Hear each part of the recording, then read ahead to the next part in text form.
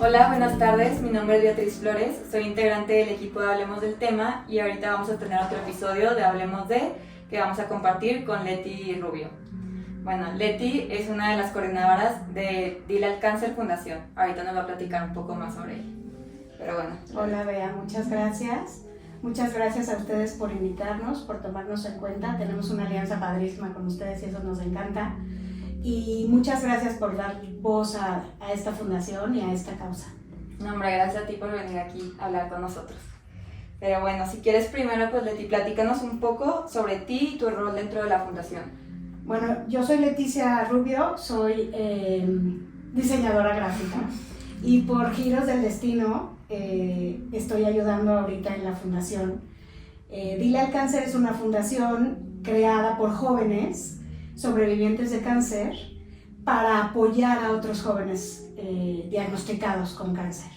A mí me encanta el proyecto, tengo la fortuna de tener una hija sobreviviente de cáncer y entonces eso me hizo vivir en carne propia lo que es el cáncer en la familia y apoyarla en este proyecto, pues ha sido increíble. Me dedico a ayudarles con todo el tema de comunicación y de alianzas y de integrar a la fundación en nuevos proyectos. Es una fundación relativamente joven, pero pues con muchas ganas de ayudar y de hacer cosas lindas. Ay, qué padre, Leti. Oye, y una duda, ¿de jóvenes de qué edad estamos hablando? Mira, esta fundación fue creada por Isabel, que es sobreviviente de cáncer de hígado. Ella fue diagnosticada a los 12 años. Diana, que es sobreviviente de cáncer de ovario, que fue diagnosticada a los 11. Y Fer, que es sobreviviente del linfoma de Hodgkin, que fue diagnosticada a los 18. En realidad el apoyo, ellas quisieron abrirlo a un parámetro de 11 años, de 11 a 12 a 29 años más o menos, que es esta edad de joven o adulto joven, adolescente y adulto joven, como le llaman en Estados Unidos, para el apoyo. ¿Qué pasa con ellas? Cuando las diagnostican, en México están consideradas niñas, ¿no? En México, mientras tú tengas 18 años, sigues siendo niño. A partir de los 18 años con un día, eres adulto. Entonces, si a ti te diagnostican a los 12 años, que fue el caso de Isabel, que es pues mi caso más cercano, pues te meten a pediatría, ¿no? Al hospital pediátrico, donde te viene a visitar el payasito, donde te viene a visitar el doctor con su corbata gigante, donde te viene a visitar la terapeuta ocupacional con su juego de damas chinas. Y a los 12 años lo que menos quieres es eso. Sí, claro. A los 12 años eres un adolescente, no te entiendes ni tú mismo. Ser adolescente ya es difícil. Ser adolescente diagnosticado con cáncer me parece complicadísimo. Sí. Son personas que están viviendo un chorro de cambios, muchísimos cambios en ellos, en su cuerpo, en su cabeza. Bueno, ustedes que son psicólogas, pues mejor que nadie lo sabe. Y a eso aúnale el hecho de estar diagnosticado con cáncer y que te estás perdiendo una parte importante de tu vida, pues es fuertísimo. Entonces ellas, como las tres vivieron esta etapa de su adolescencia con un diagnóstico tan fuerte, decidieron hacer esta fundación que apoyara y abriera las puertas a este grupo de personas que no son niños y no alcanzan a ser adultos, ¿no? O sea, tienen otra manera de comunicarse, necesitan otro tipo de especialistas, a lo mejor necesitan otro tipo de entretenimientos. Ellos lo que quieren es la fiesta, ellos lo que quieren es estar afuera, no estar diagnosticados con cáncer en una quimioterapia y puestos en una cama, ¿no? Entonces ellas, es por esto que se juntan, pues con la intención de ayudar a este grupo, que me preguntas, pues viene siendo entre los 11 y 12 años. Originalmente era como que a los 20 y luego decíamos, no, pues a los 25 sigue siendo muy joven, ¿no? Y entonces se abre como a los 29, más o menos. Súper bien. Y haz de cuenta, ¿qué es lo que ayudan exactamente? ¿Qué es lo que hacen en la fundación? Mira, originalmente, Isabel, cuando empezó con este sueño de hacer su fundación, buscó a Diana. Isabel y Diana se conocen de la escuela. Casualmente un año o un año y medio antes de que Isabel la diagnostican a Diana. Estando en el mismo salón, diagnostican a Diana con un cáncer de ovario. Para todo el colegio y para los papás y para todos, pues fue una cosa muy impresionante, ¿no? O sea, siempre, cuando menos para mi generación, el cáncer era una enfermedad de adultos. Y cada vez se ha hecho cáncer, se ha presentado el cáncer para personas más jóvenes, incluso con los niños. Entonces sí fue como que un shock. Diana tiene su cirugía, su tratamiento, pierde su pelo, todo el salón dona el pelo para la peluca de Diana, bla, bla, bla, bla. Pasa el año o los años y diagnostican a Isabel, del mismo colegio, de la misma generación, del mismo salón, y dijimos, ¿qué está pasando? Sí, claro. Otro tipo de cáncer completamente diferente, el cáncer de Isabel, un cáncer, la verdad, un cáncer terminal, un cáncer de hígado muy complicado. Y ya medio sabíamos, o sea, para Isabel era términos ya conocidos, ¿no? O sea, el rollo de una quimioterapia, voy a estar interna, ¿qué es un oncólogo? ¿Qué es un todo esto? Todo esto por Diana. Por Diana. Entonces, años después, porque del diagnóstico a que se forma la fundación pasaron muchos años, Isabel decide hacer esto de la fundación por querer ayudar a otros jóvenes y busca a Diana. Pero esto ya fue cuando ella ya había terminado. Cuando ella ya había terminado. A Isabel la diagnostican mucho más chica, ¿no? En el 2011, 12 aproximadamente, y la fundación se hace en el 2020, en plena pandemia. Sí. Entonces ya habían pasado varias cosas. Busca a Diana y ellas empiezan con este proyecto padrísimo en la fundación, pero con un arco, o sea, sin un arco iris de queremos hacer todo, ¿no? Queremos ayudar a las pelucas, y queremos ayudar a los tratamientos, y queremos ayudar, y a ver, pues la gente con la que se empezaron a comunicar les dijeron, a ver, párenle, no pueden ayudarle a todo el mundo, entendemos cuál es su intención de quererle ayudar a todo el mundo y cualquier persona con cáncer, pero tienen que definir un poco, pues porque se les va a ir de las manos, ¿no? O sea, va a llegar un momento en que no van a poder, y aparte pues están jóvenes, tienen cada quien sus proyectos de vida. Al querer lanzar y dar a conocer la fundación, conocen a Fer. Fer la invita, un amigo del conocido, del no sé qué, y resulta que platica que ella también es sobreviviente y que siempre ha querido hacer algo, y entonces se juntan, y ya con Fer, siendo ellas tres, se aterriza un poco, pues, ¿qué podemos hacer? ¿No? ¿Qué podemos hacer? ¿Cómo podemos conseguir los fondos? ¿No? ¿Cómo podemos darnos a conocer?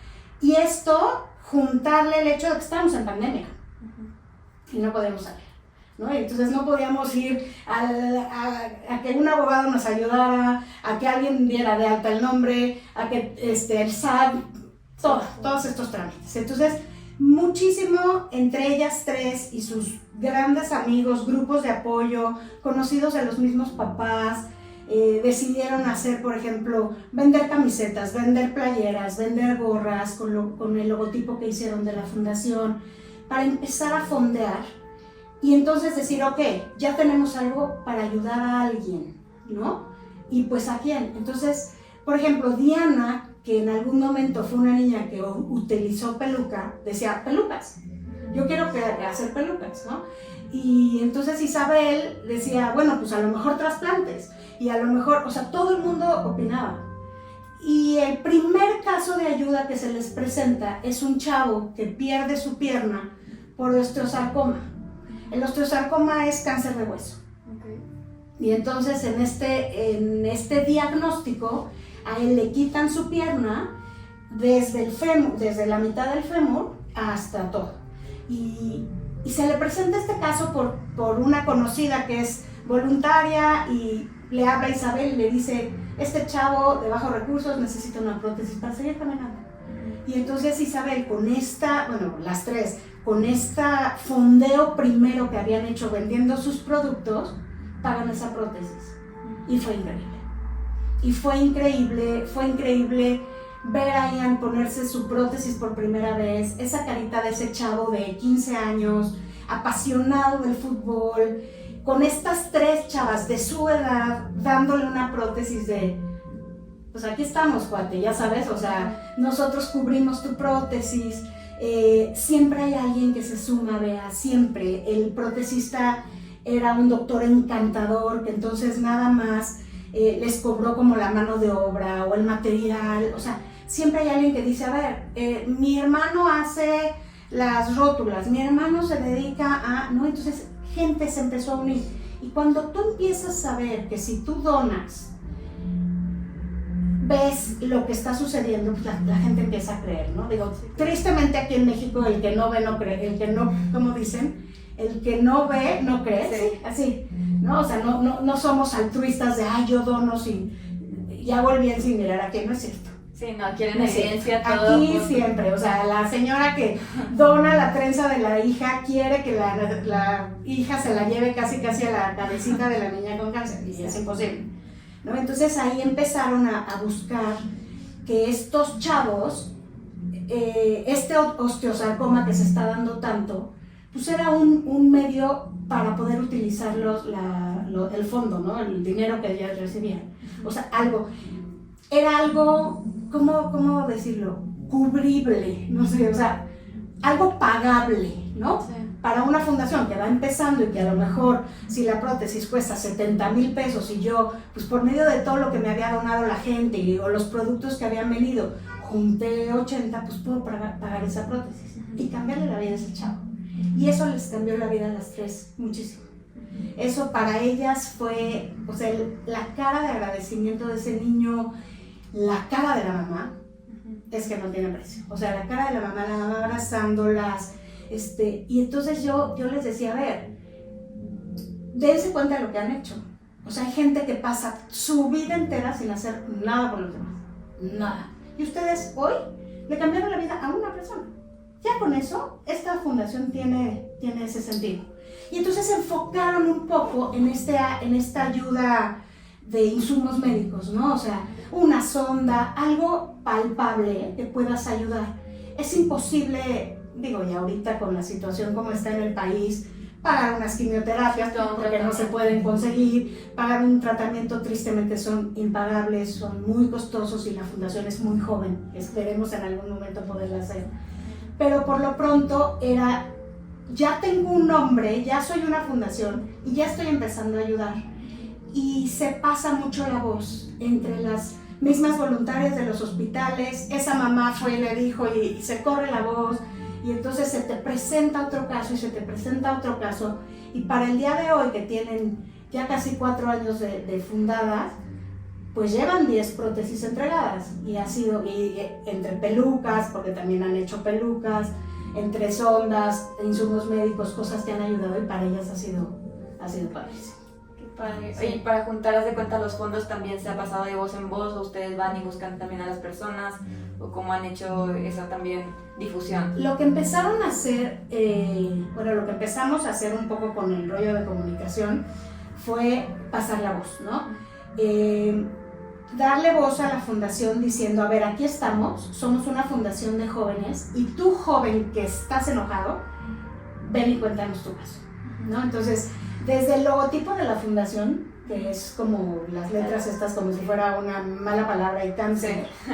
Se entiende, o sea, aquí se ¿tú qué opinas? Sí, ¿tú qué opinas del cáncer? ¿Tú qué opinas del cáncer? Entonces, si te metes a las redes sociales de la fundación, desde ahí empezó, o sea, Diana expuso su caso, Fer expuso su caso, Isabela expuso su caso y dijeron, esta soy yo, este es mi caso y esto es lo que yo le digo al cáncer.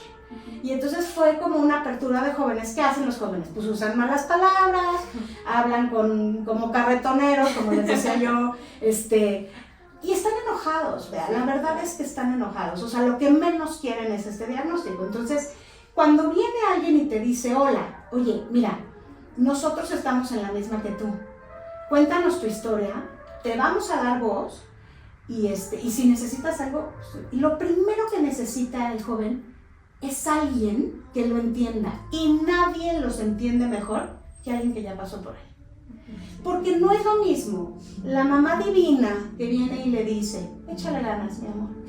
Y la tía Chonita que le trae el agua de no sé dónde y le dice, mira, mi amor, a tu tío Matías, le dice, no. Ellos necesitan empatía y nada mejor que un chavo que ya pasó por ahí. Entonces, no es lo mismo que llegue esa persona adulta o ese doctor o esa terapeuta súper rimbombante del hospital a quererle explicar, a que llegue una chava con una sudadera mentándole la madre, perdón, al cáncer y diciéndole, cuéntame tu historia, ¿no? Y vemos qué podemos hacer. ¿Y cómo te sientes? Oye, es que a mí me pasaba esto. Ay, a mí también. Es que, ¿qué tal el dolor del diente? ¿Verdad que sí te duele el diente? Claro, mi mamá no me cree. Claro que duele el diente, ¿no? ¿Verdad que no sientes aquí? ¿No? Y no sienten porque tuvieron quimioterapias y tienen miles de cosas que solo ellos la han vivido. Y eso es padrísimo, porque entonces encuentras esa empatía que buscabas.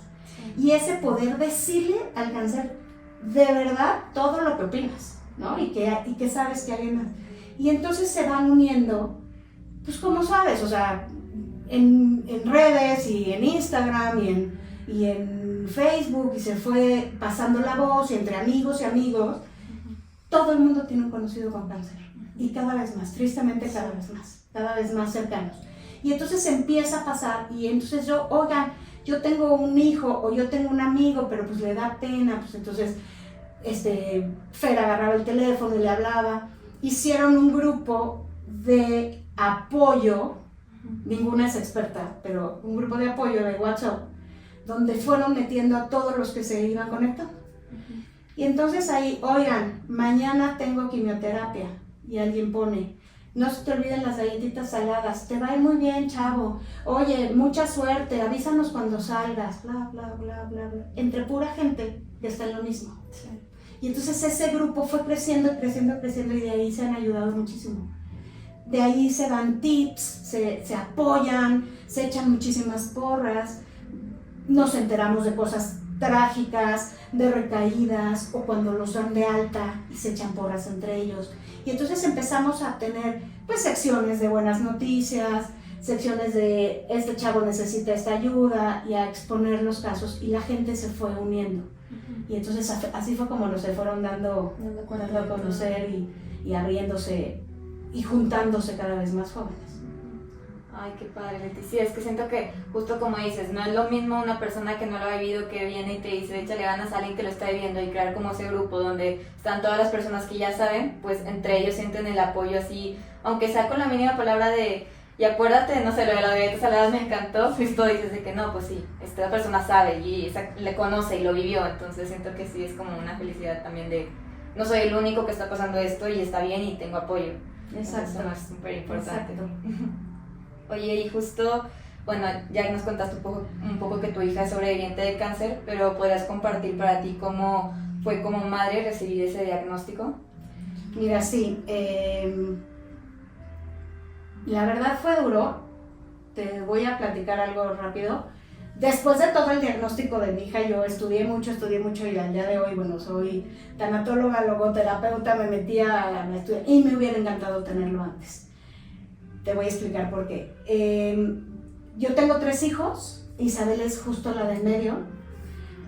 Cuando Isabel se enfermó, Isabel tenía 12, Regina tenía 14 y Rodrigo tenía 10. 10 añitos, quinto de primaria, primero de secundaria y tercero de secundaria. Entonces, una mamá nunca en la vida va a estar preparada para que un hijo se le enferme. Nunca. O sea, yo sé que hay muchas cuestiones psicológicas de mamás que les encanta que sus hijos estén enfermos, pero yo creo que ninguna mamá nos hace felices ver a un hijo enfermo. Entonces, Isabel empezó con quejas. Isabel terminaba sexto de primaria y empezaba primero de secundaria. Yo como mamá puedo decir, y digo, ella no me lo va a poder debatir, no se caracterizaba por ser la persona más organizada del mundo. Mientras tengo a Regina la grande muy metódica y a Rodrigo el chiquito muy metódicos, que ahorita ya son unas personas adultas, Isabel siempre fue muy desorganizada. Entonces cuando tú pasas en la escuela donde mis hijas iban, existía sexto de primaria o toda la primaria existía una maestra de español y una maestra de inglés y párale de contar. Y a la hora que entrabas a secundaria, te salía un abanico de profesores de que si historia y ciencias y no sé qué y no sé cuánto. Entonces, para una persona que estaba acostumbrada a sacar el libro de español y el libro de inglés y que la maestra les dijera de aquí acá, cámbiate de salón, no pude entrar, me sacó la miss, no llegué, el locker, perdí la llave, se me cayó el libro. Y entonces Isabel regresaba de secundaria, de las primeras semanas, atarantada, ¿no? Entonces siempre le dolía la cabeza, llegaba de muy mal humor. Al mismo tiempo empezó el transporte escolar que se empezó a volver obligatorio. Mis hijos estaban muy acostumbrados a que su mamá fuera por ellos en la comodidad de su coche. Y en ese momento empezó el transporte escolar obligatorio a nivel nacional y pues todos al camión. Entonces ella llegaba atarantada. La habían sacado de 3 salones o le habían cerrado, había perdido el libro, no sé qué, y además el cansancio de, pues no es lo mismo los 20 minutos que hace mi mami en su coche a la hora y media que el camión me dejó en la escuela, en la casa. Entonces llegaba de malas y siempre le dolía la panza. Entonces siempre le dolía la panza, y es que mamá me duele la panza, y es que mamá me duele la panza. Esto es horrible, Bea, porque tú no tienes una idea lo que yo sufrí después. Pero entonces, ¿qué dice una mamá? ¡Ay! No has comido bien, es que seguro, es que cada que te sientes, es que es la catsup, y saber todo le ponía catsup, es que tanta catsup, es que es pura azúcar, es que no sé qué, siéntate y come. Mamá, es que me duele la panza, siéntate y come, a mí me da lo mismo, es que no sé qué. Y entonces yo decía, esta niña está estresada, por secundaria, por el cambio, por el no sé qué, septiembre, octubre, la niña está estresada, la niña no sé qué, entonces ya no quiero ir a la escuela. Y no quiero ir al camión, y es que me duele aquí, y es que me duele aquí, y es que no comes bien. Y entonces empezó a dejar de comer. Y pues, ¿qué hace una mamá? Digo, y lo digo para todas las mamás que les haya pasado, porque es una culpa después espantosa. Y no tenemos la culpa, pero sí en ese momento es bien difícil de sobrellevar. Entonces, come, y siéntate, y es que es esto, y entonces no vas, y no. Hasta que llegó ese famoso día, que siempre llega, donde se bajó del camión y se quedaba dormida. Entonces hubo varias veces que llegó hasta el encierro del camión. Se le pasaba. Porque se acostaba y era muy chiquita, es físicamente muy bajita. Se acostaba, llegaba hasta el encierro. Entonces imagínate que me hablaban del encierro. Llegamos acá y yo, no puede ser. El encierro en Tlalnepantla, ¿no? Y entonces ahí vas a coger a la niña furiosa. Nos manda a llamar una de las maestras de disciplina, pues, para ver qué le pasaba a Isabel. Entonces yo le decía, Isabel necesita un poquito de contención, de apoyo, de que se está atarantando con tantas cosas. Pero estaban preocupados porque o le dolía la cabeza, o de repente vomitaba, o no comía. Y tú como mamá, esto es la adolescencia, esto es no sé qué, esto es no sé qué. Bueno, total, llegó ese famoso día donde se baja quejándose de la panza. Y la personita que me ayudaba me dijo, ay señora, ya llévesela al doctor. Y yo dije, quiero ir al doctor, pero si esta niña lo que tiene, pues es que ya llévela, no sé qué. Le dije, no. Tenía una clase de batería, tocaba la batería. Tenía una clase de batería y le dije, no, de ninguna manera, ya tiene pagada la clase de batería y ya la pagué y tiene que ir a tomar. Entonces vamos, tomas la clase de batería de 4 a 5 y ya después vemos, ¿no? Porque aparte el doctor estaba lejísimos y era bajar y que flojera, ¿no? Y entonces tienes a los otros dos y una tiene que hacer el trabajo y el otro, y entonces ahí voy a la clase de batería. Y lo que nunca me quedé estacionada afuera de la clase de batería, cuando ella me habla la secretaria del profesor y me dice, oiga señora, ¿estará muy lejos? No, estoy aquí justo estacionada porque Isabel se siente mal. Dije, no, pues entonces ya es en serio. Sí. Sale la niña y todavía le digo, 12, para cumplir 12 años, y Regina, mi hija, iba a cumplir 15. Y entonces, en los planes familiares, que dicen que tú haces planes, bueno, uno con Dios dispone, ¿no? Tú haces planes y Dios dice, bueno, pues así. Eran los 15 años de Regina, mi grande, y entonces sale la niña y lo primero que le digo es, mira, te voy a llevar al doctor, porque seguro lo que tú tienes es apendicitis, ¿no? Una mamá doctora. seguro lo que tú tienes es apendicitis. Nada más te digo una cosa, que si te operan, te dejo, no vas a ir al viaje de tu hermana y yo no sé, a ver qué planes, porque mira, si te operan hoy, no sé qué, o sea, yo no sé qué va a pasar. ¿No? En tu rollo de, a ver, Sí, no está entonces ahí vamos. Le hablo ni siquiera la llevé con su doctor. Es que ya me estoy sintiendo mal. Ni siquiera la llevé con su doctor porque estábamos muy lejos. Y entonces una comadre me habló por teléfono y me dijo, ¿qué está pasando? Y le dije, es que Isabel se siente mal, no sé qué, no sé qué. Llévala con otro doctor que está aquí, localizado, muy cerca de la oficina de mi esposo, llévala ahí. Entonces hablo al consultorio de este doctor y me dice, tengo el consultorio lleno, pero si consideras que trae un dolor de apendicitis, ¿no? Pues entra por urgencias. Entonces entré por urgencias y pero pasé por mi esposo y todavía paso por mi esposo y me dice, ¿dónde vamos? Y yo al hospital porque esta niña, que no sé qué, que ya le avisé, que si la operan, ¿no? Y entré al hospital y ya no volví a salir. Entonces entramos, la recibieron en urgencias con una doctora pediatra adorada, que ya desde el principio la acostó y empezó a checar. Y cuando un doctor llama a otro doctor y llama a otro especialista y vamos a hacerle una radiografía y vamos a hacerle un ultrasonido y en urgencias, ¿no? Entonces que nada más podía haber uno. Entonces mi esposo desde adentro me decía que le van a hacer otro. Dije, híjole. O si es apendicitis, como yo bien decía, o eso está más serio. Y ya salió mi esposo y me dijo, no están nada contentos. Para cuando el pediatra que me mandó a urgencias salió y me dijo, oye, espero que tengas, yo daba clases en ese momento, yo daba clases en un colegio, y me dijo, espero que tengas suplente para mañana porque no te voy a dejar ir. Y yo, ¿cómo? No, sí, es que esto está más serio de lo que creemos. Esto era un lunes, para las 11 de la entraríamos por ahí de las 6 de la tarde, que te digo que entre la clase de 6 de la tarde, yo me imagino que para las 12 de la noche ya sabíamos que Isabel tenía un tumor y que esto iba a estar bastante serio. Y nadie está preparado para eso, ¿no? O sea, si tú te pones a pensar, bueno, pues yo te estoy contando lo que estaba viviendo yo, mi cabeza, con mi hija, sí, claro. Pero tengo otros dos, que dónde se quedaron, ¿no? Y en ese momento pegué un grito y dije, ¡ahorita vengo! Voy a la clase de batería de su hermana y regreso. Y eso fue lo último que vieron de su mamá, ¿no? Porque en ese momento, tú que tienes 2 hijos más, te acaban de decir que tienes a una enferma de gravedad y te olvidas de estos 2, ¿no? Y entonces dedicas todo esto, y yo te digo, daba clases y tenía yo 60 niñas, que tenía yo que presentarme al día siguiente, y en ese momento dices, uff.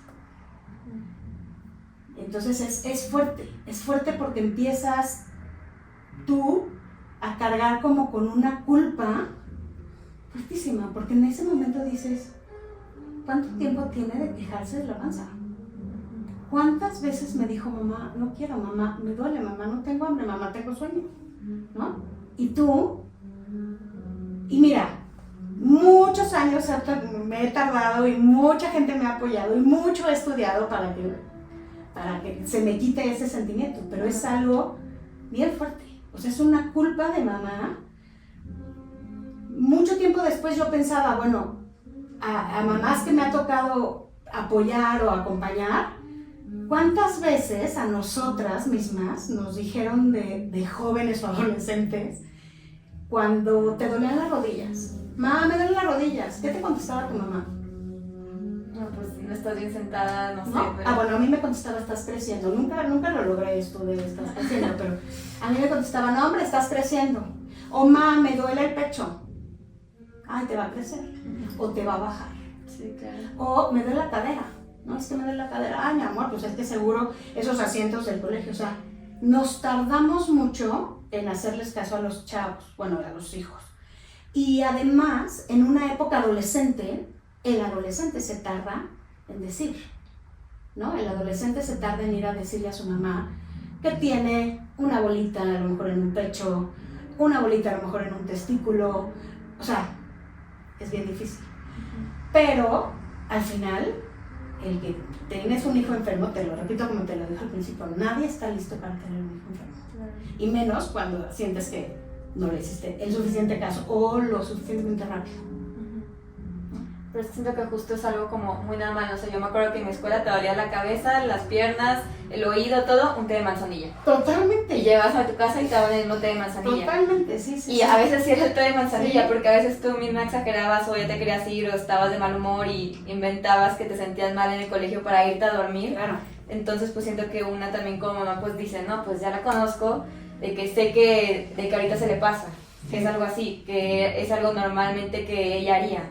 Entonces siento que justo de ahí poder la mano como, ¿por qué no le creía antes? Pero porque no es algo que fuera por ti, sino claro. que era algo que pues podría ser que no, también. Es bien delicado porque, bueno, ahora que estamos viendo con estas nuevas generaciones cristal que no se les puede hacer nada porque, bueno, lloran y porque no les gusta y porque no están acostumbradas ni que la maestra les diga ni nada. O sea, yo me acuerdo, a mí mis maestras me daban, no sé si se acuerdan de unos dulces que se llamaban perfumados, tenían bolitas así, corazoncitos y bolitas de colores, y eso te daban, está estupentísimo.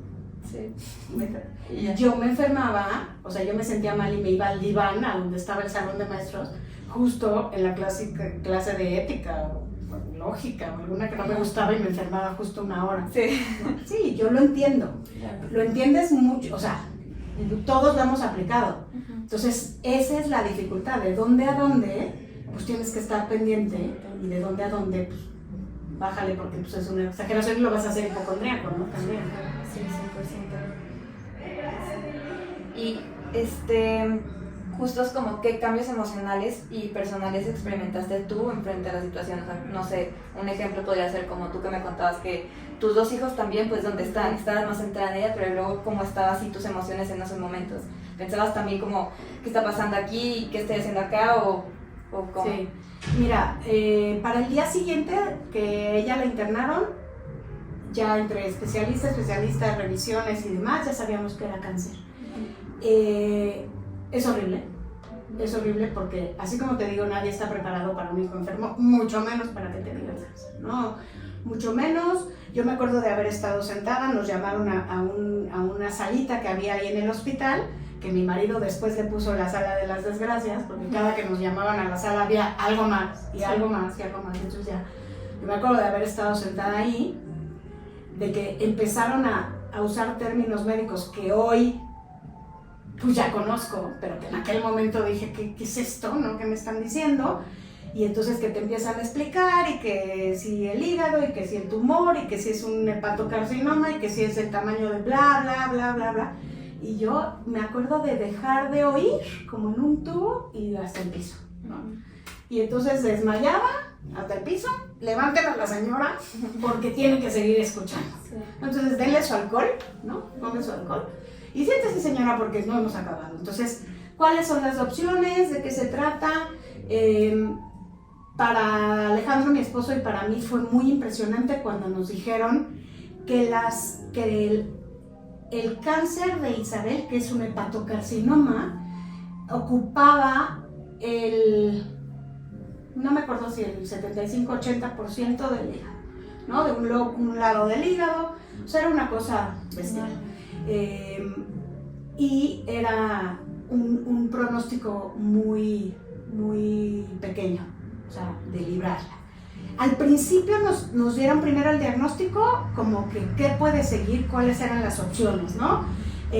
A lo mejor la cirugía, a lo mejor llévatela a tu casa, a lo mejor. Entonces sí hubo médicos, te lo digo así de corazón, que sí me dijeron, no batallemos porque no hay nada que hacer. Está muy tomado el hígado y la verdad es que no lo vamos a librar. Tuve un trasplantólogo que también me dijo, porque yo, bueno, en ese momento, tú no eres mamá, pero obviamente cuando tienes un hijo y te dicen, tome el mío, o sea, yo le doy mi corazón, yo le doy todo, ¿no? Entonces, a mí me enseñaron en mi clase de anatomía que el hígado volvía a crecer, quítenme el mío, o sea, quítenme la mitad y compartimos. No hay manera, no se puede hacer un trasplante en un órgano que se va a tener que dar quimioterapia o radiación. En ese momento pues no se sabía nada, y entonces se fueron llamando experto que llama experto, y llegó finalmente el doctor que para mí es el ángel de la guarda de mi casa y de Isabel, que fue el más valiente, que él fue el que dijo, a ver, en efecto, para esto iban pasando los días, ¿no? Entonces este doctor, cirujano, que ni siquiera estaba en este hospital donde yo estaba, él es director de cirugía pediátrica del Hospital Federico Gómez, una eminencia de médico increíble y una grandísima persona, grandísimo ser humano, llegó. Llamado por alguien, le avisó del caso de Isabel, que era un caso muy complicado, y él vino a verla y se sentó con nosotros y nos dijo, porque toda la gente quiere ayudar y lo hace de muy buena fe, pero te empiezan a llegar con, ¿no?, informes y tips, y mira, dale la leche de burra, de la sierra tarahumara, del no sé qué, y dale, y volvemos a lo mismo, ¿no? Y al tío Chonito lo curaron con no sé qué, no sé cuánto. Y ese doctor se sentó, es muy serio, yo obviamente lo veo con unas alas, cada que lo veo con unas alas gigantes, y él se sentó con nosotros, sacó un pedazo de papel que todavía conservo, y dibujó el hígado de mi hija. Y luego lo empezó a poner de negro, de negro, de negro, de negro, de negro, de negro. Le hizo una bola así, dijo, esto es el hígado de Isabel y esto es el cáncer. Y tenemos esto limpio. Tiene un hepatocarcinoma multicelular, o no sé cuántos apellidos rimbombantes, y las posibilidades de Isabel de librarla son del 7%. Ese número nunca se me va a olvidar. 7% es bien poquito, ¿verdad? O sea, si tú una hoja la divides en... ¿no? El 7% es esto. 7% es casi nada. O sea, no llegas ni al 10%, ¿no? 7% de que la pueda librar. Es un cáncer complicado, es un cáncer muy agresivo, es un cáncer que no entendemos cómo generó esta niña en tan poco tiempo, a tan corta edad, pero existe. Y manos a la obra. Entonces, yo sé que están entre la disyuntiva de agarrar a su chaparra y llevársela a su casa y quererla mucho y abrazarla en los últimos días de su vida, que nos dieron 2 semanas de vida, y están en esa disyuntiva, y yo me estoy presentando, o sea, yo estoy viendo un caso de un 7% de posibilidades de librarlo. Yo les voy a decir algo que nunca se les va a olvidar, y en efecto nunca se les va a olvidar. A ustedes, ese 7% no los va a dejar vivir. Nunca. Si no la operan, se va a morir. Y si la operamos, igual también se va a morir. Pero nos aventamos el riesgo. Yo entendí en mi lenguaje coloquial y de mamá y de desesperación que el doctor me estaba diciendo casi si de todas maneras se te va a morir, vamos a operarla. A ver qué pasa, ¿no? A ver qué pasa. Porque si no la operas y se te muere porque se te va a morir, tú, ese 7%, vas a decir, ¿y si la hubiera operado? ¿Y si nos hubiéramos arriesgado? ¿Y no te va a dejar vivir? Y no va a dejar vivir a nadie a tu casa. Porque, ¿qué crees? Eres la mamá y, ¿no? Tienes que... Entonces no te va a dejar vivir. Vas a vivir siempre con ese rollo de, la hubiéramos operado, o sea, te va a quitar el sueño. Entonces vamos a hacerlo. A mí hubo una cosa que me marcó mucho, fue que él, antes de hablar con nosotros, fue a conocer a Isabel al cuarto. Y entonces cuando nos dio todo este diagnóstico nos dijo, el 7%, vamos a operarle no sé qué. Solo les quiero decir una cosa, esa niña que yo acabo de conocer ahí no tiene planes de morirse. No tiene planes de morirse, es una niña llena de vida y vamos a hacerlo. Nos explicó más o menos la cirugía, la verdad es que fue una cosa muy afortunada, nos explicaba, digo, no quiero llegar a términos médicos porque a lo mejor va a decir un doctor, no, así no es, pero nos explicaba que al hígado lo drenan 3 arterias y salen 3 venas o al revés, y el caso es que para donde estaba tomado el hígado de Isabel le quedaba una vena y una arteria. Hoy, si la operamos este domingo, vamos a ver.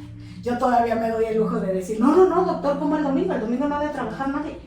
No, o sea, no hay que pedir eso domingo, hay que operarle entre semana. No, me dijo, no, a mí nadie me va a sacar del quirófano, no es mi hospital. Yo vengo con mi gente, yo lo opero y todo. Y esas horas llegó ese domingo y esas horas de angustia. Aquí hubo una cosa que nos dijo, fue, yo necesito esa Isabel que acabo de conocer en ese estado de ánimo. Isabel es una niña muy alegre, digo, soy su mamá y obviamente siempre vas a decir cosas lindas, pero es una niña muy alegre, es una niña muy querida, es una niña artista, dibuja divino, y entonces estaba la manera de entretener a Isabel en el hospital era hojas, plumones, colores, y dibujaba, entonces decoró el hospital y hizo otros plumones. Entonces lo único que nos dijo el doctor es, vamos a esperar con el decirle a Isabel su diagnóstico, porque no quiero que se me desanime. Su estado de ánimo es muy importante para librar la operación. Entonces, hasta ese momento, Isabel supuestamente no sabía que lo que tenía era un tumor de cáncer. A ella le dijimos que le habían encontrado una bolita, que no sé qué, que no sé cuánto. Hoy en día, a los 25 años, la sientas aquí contigo y te va a decir que se la solía. Uy, ya sabía algo, sí, claro. Perfectamente. O sea, la palabra tumor, pues ya no era una palabra desconocida, la palabra, ¿no? Pero al final, pues nos aventamos el tiro y se operó. Te estoy hablando que yo entré el lunes, para el domingo fue la primera vez que yo pregunté por mis hijos, por mis otros dos, ¿no? Mi mamá fue una santa, porque en cuanto me diagnosticaron a Isabel y yo me trasladé al hospital, ella se trasladó porque Alejandro, mi esposo, tampoco se separó de acá, pero él al final tenía que ir a trabajar y regresaba, y pues alguien tuvo que hacerme fuerte en mi casa con mis otros hijos. Pero al final, pues sí, es una abuela, y es una abuela adorada, y es una abuela súper, pero no es tu mamá. Y tú de un día para otro, en un grito de tu mamá de ahorita vengo, perdiste a tu mamá y a tu hermana, ¿no?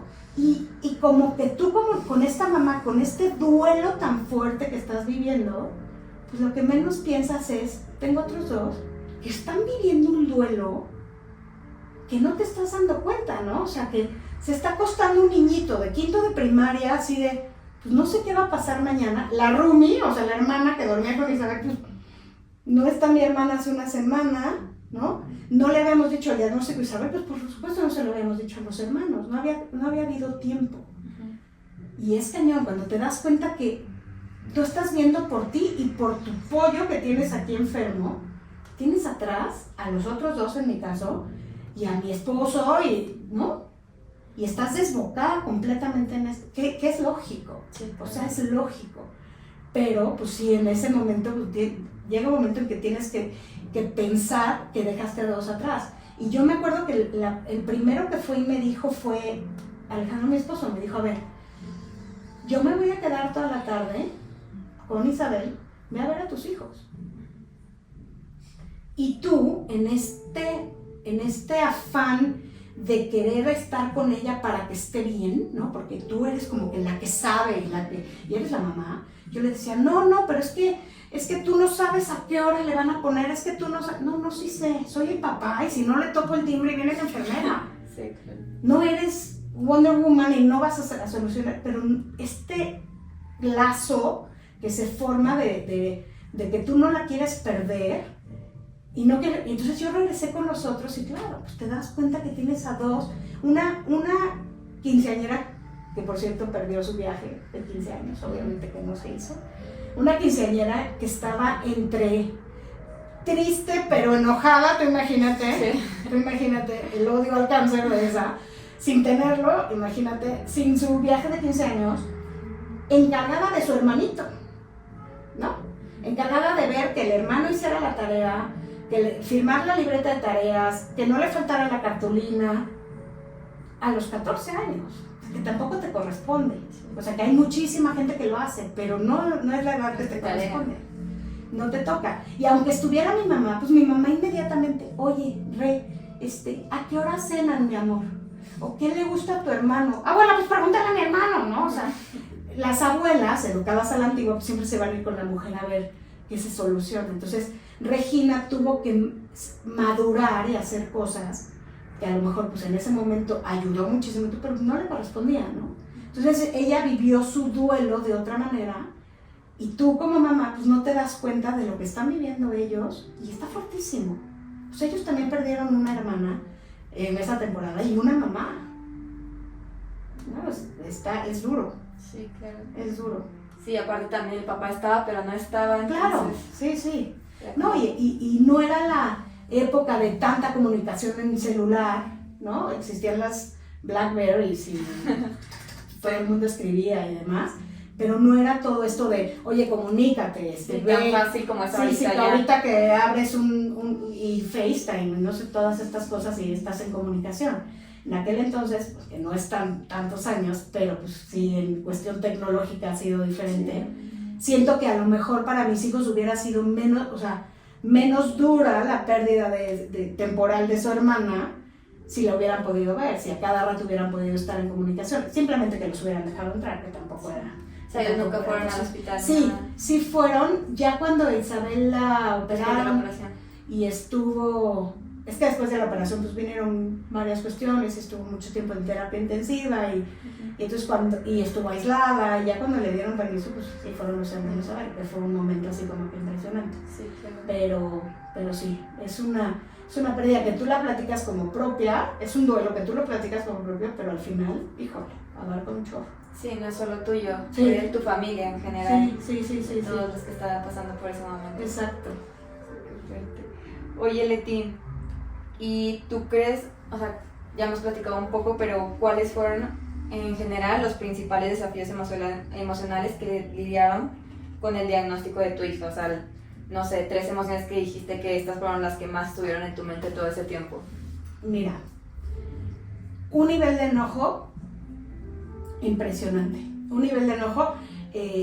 Yo soy católica, mi familia es católica, yo soy muy creyente, soy muy creyente de la Virgen de Guadalupe y siempre mis hijos han ido a colegios católicos, y entonces es un enojo con Dios extraordinario, ¿no? O sea, en ese momento volteas y dices, ¿es en serio?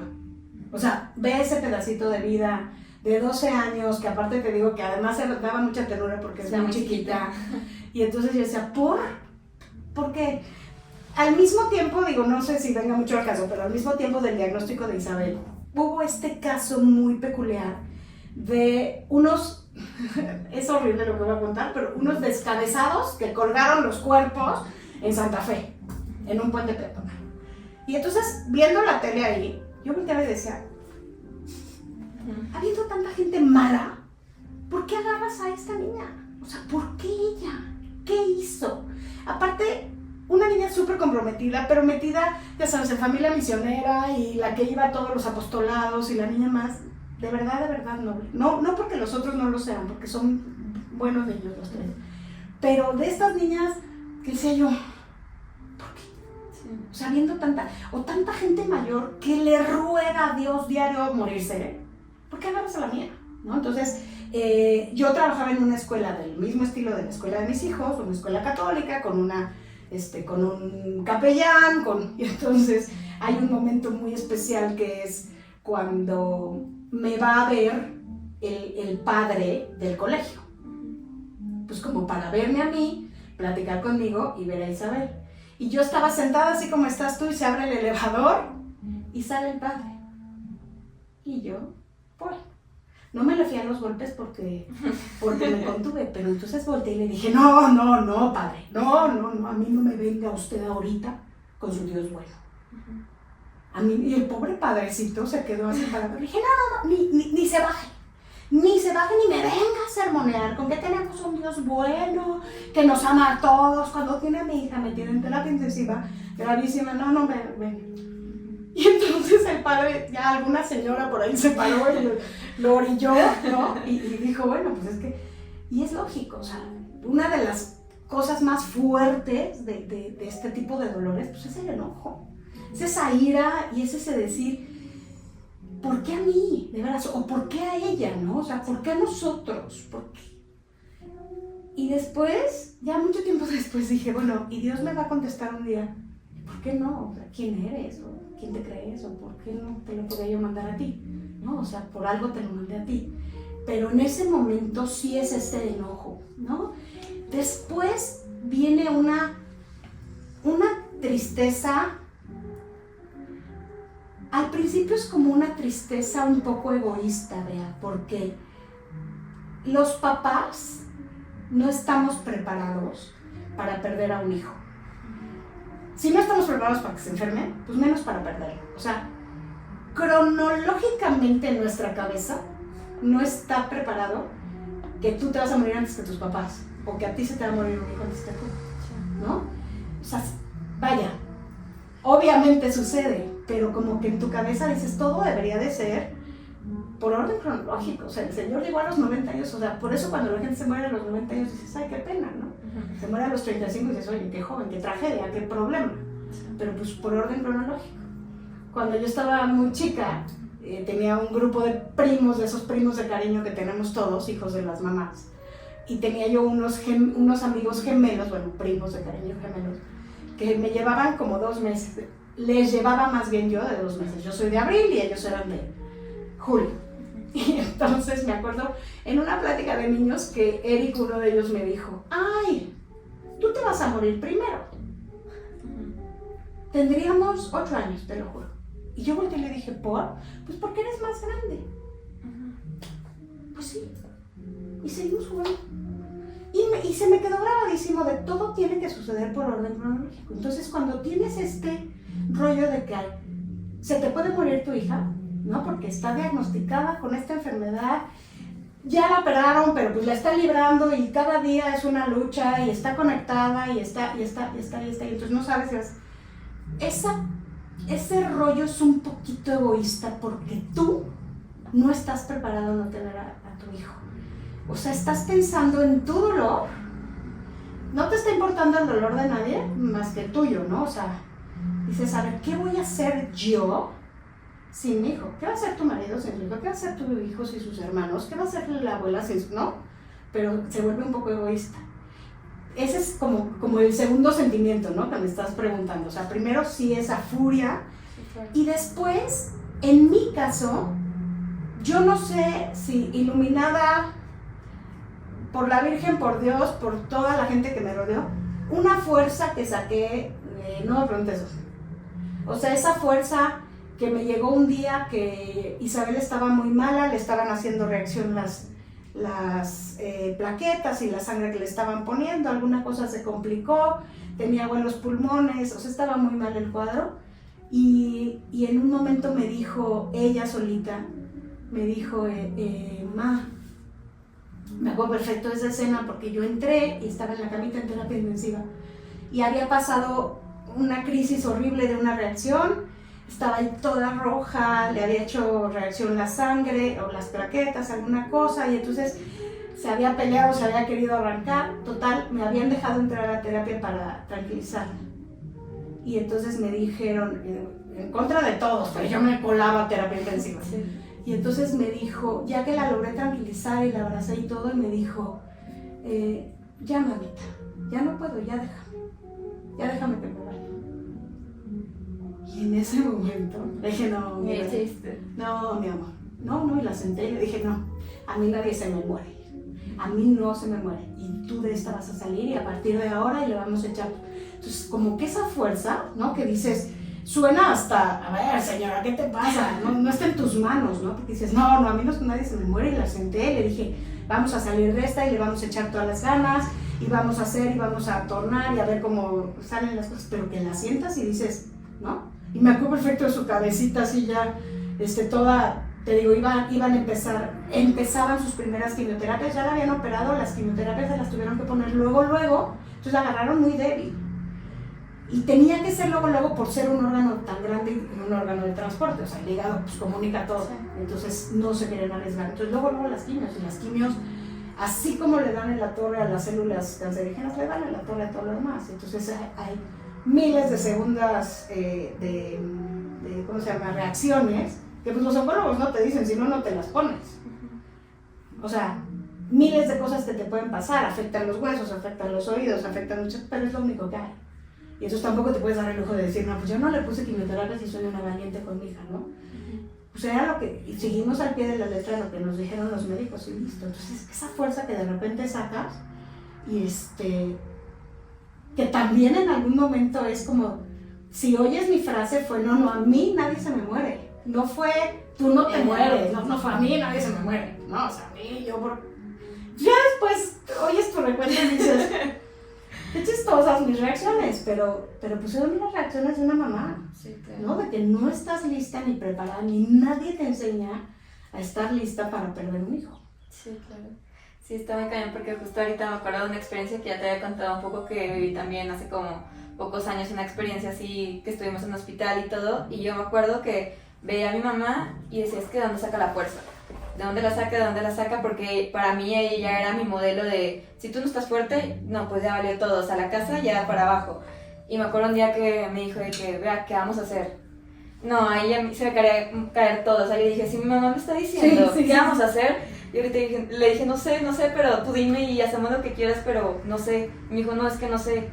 Y yo tampoco, y dije, no, ya fue. O sea, si mi mamá me dijo que ya, de que no sabe qué hacer, de que ya, y me acuerdo que justo llegaron de que sus amigas a apoyarla y todo, y fue de que no, para arriba, más fuerza, y desde ahí, súper fuerte, porque creo que fue la primera vez que ella se dio cuenta que yo me asusté mucho porque ella no estuviera fuerte. Claro. O sea, yo fue como esa reacción de si tu mamá, o sea, te está viendo así débil, pues cómo reacciona el hijo, ¿no? Se me pongo en el caso de Isabel de, pues si yo veía que mi mamá también estaba bajoneada, no, pues también su humor iba a cambiar y todo en ese momento. Claro. Sí, Fíjate que eso que dices, cuando ya la pasaron de terapia intensiva, la pasaron a cuarto, que ya puedes dormir con ella y todo, pues los doctores, como en todos los hospitales, a cada rato, y entra la enfermera, y entran. Y entonces, el doctor que la operó, que la venía a ver todos los días, pues venía de otro hospital, y entonces él aprovechaba a las 6 de la mañana, llegaba a hacer la visita para ver cómo estaba su paciente y todo el rollo. Y yo a las 6 de la mañana o 5:30 de la mañana ponía mi despertador. En algún momento de los que iba yo a mi casa me traje ropa, me traje mis cosas. Y entonces a las 5:30 de la mañana me metía yo a bañar, me peinaba, me vestía, pero me vestía de blusa, pantalón, zapato, collar, arete, peinado. Y entonces para cuando Isabel abría el ojo, yo estaba perfectamente peinada y arreglada, ¿no? Entonces me decía, ¿a dónde vas, ma? No, a ningún lado. A ningún lado. Pero yo soy tu representante, entonces ¿qué tal que te vienen aquí a ver gente famosa? Y yo aquí. Y lo hacía yo, vea, más que por ese rollo, obviamente, porque no era famosa ni mucho menos. Porque ¿cómo le puedes pedir a ella que se bañe y que se arregle y que se cambie de ropa y que se anime y que se pase al reposet y que camine y todo, si te ve a ti en pijama, con tus pants, tus pelos así hace 3 días, tus ojeras hasta acá? Entonces cuando ella despertaba yo estaba perfectamente pintada, o sea, cuando llegaba mi marido me decía, ¿por? Yo sí, pero voltear a ver a ella. Siempre la metí a bañar y siempre se cambió, o sea, nunca se quedó un día en pijama. Y no hacíamos nada, porque tenía incluso hasta las visitas restringidas, pero bañada y vestida. Y entonces cuando empezó, por ejemplo, a perder el pelo, pero el gorrito, pero combinado, pero bonito, pero la bota, pero no sé qué, y vamos a salir al pasillo a caminar con un ánimo, o sea, bajó muchísimo de peso, pero al final era un poco de cómo le pido que esté de ánimo si voltea y te ve de lo peor. Entonces,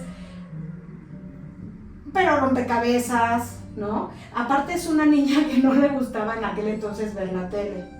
Entonces imagínate. Todo lo que tuviste que inventar. Exacto, ¿cómo entretienes a una niña de 12 años que no le gusta ver la tele? Y hoy nos reímos, pero no había celulares, o sea, no había el teléfono inteligente que te tuviera aquí el Instagram, no había nada, no había ni Facebook para en ese entonces, o sea, empezaba Facebook si acaso. Y entonces, ¿cómo la entretienes a la niña? Pues, entonces me iba, muy cerquita del hospital había un Home Depot, o un Office Depot, o uno de estos, y me iba yo a comprar hojas, y plumones y colores, y a que hiciera cosas. Por eso te digo que acabó decorando, y entonces un día recortábamos, y un día pintábamos, y un día dibujaba doctores, y cada que entraba un doctor le hacía su dibujo, dibuja muy bonito, hace caricaturas, tiene una página ahí muy padre, pero entonces pues activa, ¿no? Después tuvo, por ejemplo, reacciones con la quimioterapia, le dio una cosa que se llama fotofobia, que no les puede dar la luz, que les molesta mucho la luz, y el ruido, ¿no? Otra que es fono, no sé qué. Y entonces, estate 12 horas con la niña que estás cuidando a oscuras, sin prender la tele, sin un radio, sin un nada, porque la niña le molesta el radio, le molesta, pero le molestaba yo que abriera unas papas, ¿no? No le gustaba el olor, muchísimos vómitos, o sea, se sentía fatal. Pasaba la charola afuera de los que les daban de comer y esta se sentía fatal, dejó de comer, dejó de bañarse. O sea, ella misma en su enojo, después de todo, dejó de hacer muchísimas cosas. Entonces, lo que tienes que hacer es, pues, créeme, Bea, que la que menos fuerza tenía era yo. Pero en ese momento, pues te metes a bañar y dices, va de nuevo, y vuélvete a vestir, y vuélvete a sonreír, y sal otra vez a saludar a las enfermeras y a caminar por el pasillo para que la niña se anime, ¿no? Porque pues, si no te ve, pues, lo que te pasó a ti con tu mamá, si no te ve fuerte y no te ve animada, pues no me pidas que yo esté fuerte y animada. Sí, claro. ¿Puedo hacer una pregunta? Sí. O sea, creo que es muy... Híjole, primero tu historia y tu fortaleza es impresionante, la de toda tu familia, ¿no? Pero en esta cuestión que platicas de fortaleza, ¿qué tan importante consideras tú? Y personalmente en tu experiencia, ¿tuviste algún espacio o algunos momentos en donde pudieras pues, desplomarte o dejarte sentir ese dolor y esa preocupación? Y yo entiendo que enfrente de ella era complicado. Era complicado, por todo lo que sí. platicas, pero me da como... Pues sí, como me importaría saber eso porque creo que también es importante para alguien que puede estar pasando por lo mismo que nos está escuchando. Mira, la verdad es que se tiene que hacer, o sea, tienes que buscar ese rinconcito. A mí lo que me pasaba mucho es que las pocas veces que dejaba yo a Isabel en el hospital era para irme a ver a los otros dos. Y si yo llegaba hecha un mar de lágrimas, los otros dos iban a decir, ¿qué pasa? ¿No? Entonces era...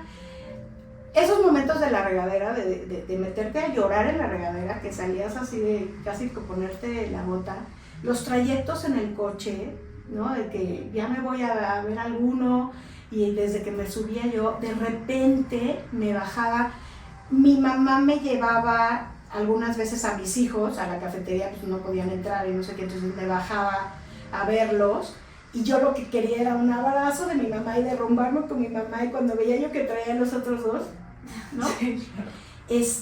Es muy necesario, pero no encontraba con esa facilidad esos rinconcitos porque pues, tenía yo que estar con los otros. O sea, el poquito tiempo libre era porque iba o a verlos o porque iba a cambiar. Es más, hubo un día que Rodrigo iba en quinto primaria y tuvo ceremonia cívica, y entonces me mandan decir que le tocaba estar en la escolta. Tú nunca en la vida has visto una mamá que llore de la manera que yo lloré en la escolta. Obviamente no era la escolta, la emoción. Sí, claro. O sea, yo era un mar de lágrimas. Me acuerdo perfecto, pues mis amigas, mamás de sus compañeros, pues me abrazaban y yo lloraba como si el niño, bueno, fuera a estar en el Zócalo llevando la bandera de... No, y es que justo encontrabas la canción en el coche y es llorar a mares. Llorar y llorar y llorar. Y entonces, y además, que te estás tragando todo y que estás sonriendo y que estás, ¿no? Pues te llega toda esta gente con unas ganas tremendas de ayudar, pero pues a la cual quieres decirle, no, ya no me traigan vírgenes, ya no me traigan aguas benditas, ya no me traigan cremas del Nilo, ya no me traigan, es que tú no sabes todo lo que llegó. Y de verdad, ya después lo ves y dices, todo el mundo lo hizo por ayudar. Y claro, entonces llega un momento en que es tanta en el momento que le liberaron visitas, iba yo con el doctor y decía, ¿en serio? No podemos volver a quitar las visitas porque era... Entonces, si yo podía tener un ratito de paz, como dices, para relajarme o para llorar o para liberar un poquito, pues menos, porque la gente quiere acompañarte y pues tú quieres demostrar que estás muy bien y que estás muy fuerte. Entonces sí me costó. Yo creo que encontré esos espacios mucho tiempo después, cuando ya la tuve en la casa, cuando tuve la oportunidad de que la viera un experto, que eso también te lo quería contar, el que la acompañara una psicóloga o una tanatóloga o algo así, que a mí me ayudó muchísimo. Pero fue mucho tiempo después, porque también fue una lucha ahí de cuestión de educación con mi esposo, que no es fan de los psicólogos, y entonces no quiso que nadie la atendiera en el momento que era a lo mejor crucial. Ya ahorita es una cuestión superada, se sigue atendiendo, lo que tú quieras, pero en el momento, me acuerdo cuando uno de los doctores, uno de los oncólogos dijo, es muy importante que se dejen acompañar por un psicólogo, por un tanatólogo y por un psiquiatra inclusive, porque esta señora necesita dormir y esto, ¿no? Y mi marido volteó y le dijo, a ver, no, doctor, está enferma, no loca. Y esa es la educación que nos dieron hace mucho, ¿no? Entonces, ni siquiera esa contención de, oye, voy a mi terapia y ahorita vengo y voy a llorar 2 horas con mi terapeuta, ¿no? No, porque pues no eres una persona loca, necesitas estar en tus 5 y ayudarle a tu hija, ¿no? Entonces sí me costó, sí lo encuentras, lo peor es guardarlo, porque entonces luego sale en el primer discusión con el marido, en la primera calificación mala del niño, en no sé qué, y es cuando dices, ¿de dónde tenía yo tanta lágrima, tanta furia, tanto enojo? Sí, claro. Y se lo acaban llevando otros. O sea, ahora considero que hubiera sido mucho más importante de lo que en su momento lo consideré, ¿no? Pero también creo que es importante como esta realización, y creo que lo mencionabas un poco hace rato tus reacciones, ¿no? O sea, como de las frases que decías, por ejemplo, de a mí nadie se me muere, ¿no? Como por ejemplo. Sí. Pero yo creo que en ese momento genuinamente, a lo mejor si no hubieras reaccionado así, quién sabe si hubiera funcionado para ti otra cosa, ¿no? En ese momento a lo mejor era lo que necesitabas y tú lo hiciste con las herramientas que tenías en ese momento lo mejor que pudiste. Y creo que también es importante como reconocer eso, que a veces ya en retrospectiva dices, híjole, lo pude haber hecho mejor, pero en ese momento sí. Se manejó. Algo que me ayudó mucho fue que, volvemos al tema de los celulares, que apenas se usaba el Messenger o es en el BB Pin o en el no sé qué. Sí. Lo que me ayuda, a mí me gusta mucho escribir. Desde que era chiquita soy de esas dramáticas que escribía, ya sabes, y entonces la carta al novio y así. Y entonces, como, pues entre mi grupo de mises, ¿no? Yo estaba, te digo, en un colegio, y mi grupo de conocidas y la familia, que pues cuando estaban bloqueadas las visitas por cuestión de infecciones y cualquier cosa, la gente quería saber. Y entonces mi mamá me decía mucho, escríbeme en un mensaje todo lo que quieras decir. Yo cargaba con mi computadora, que siempre anda pegada conmigo, por el rollo de las clases, porque tuve una suplente que me ayudó muchísimo dando las clases, pero yo le preparaba las clases desde el cuarto. Yo le preparaba las clases, se las mandaba y ella daba la clase. Todo el tiempo que me suplió, que fue más de medio año. Yo le preparaba la clase, le preparaba las palabras que íbamos a dar ese día. Yo daba sexto de primaria y entonces le preparaba las... Y entonces en la computadora yo escribía el mensaje. Hola a todos. Hoy tuvimos muy buen día, las 2 transfusiones de sangre de Isabel fueron exitosas, no sé qué. Amaneció de muy mal humor por esto. Hemos estado bien, hoy comió chícharos, hoy no sé qué, mañana viene el oncólogo, quedamos pendientes, gracias a Dios, y se lo mandaba a mi mamá. Y mi mamá lo mandaba a todo el mundo. Y entonces, se lo mandaba a mi mamá, a una maestra muy amiga del colegio, a la típica del club, la que se encarga de, ¿no? De ahí de contar a las amigas. Sí.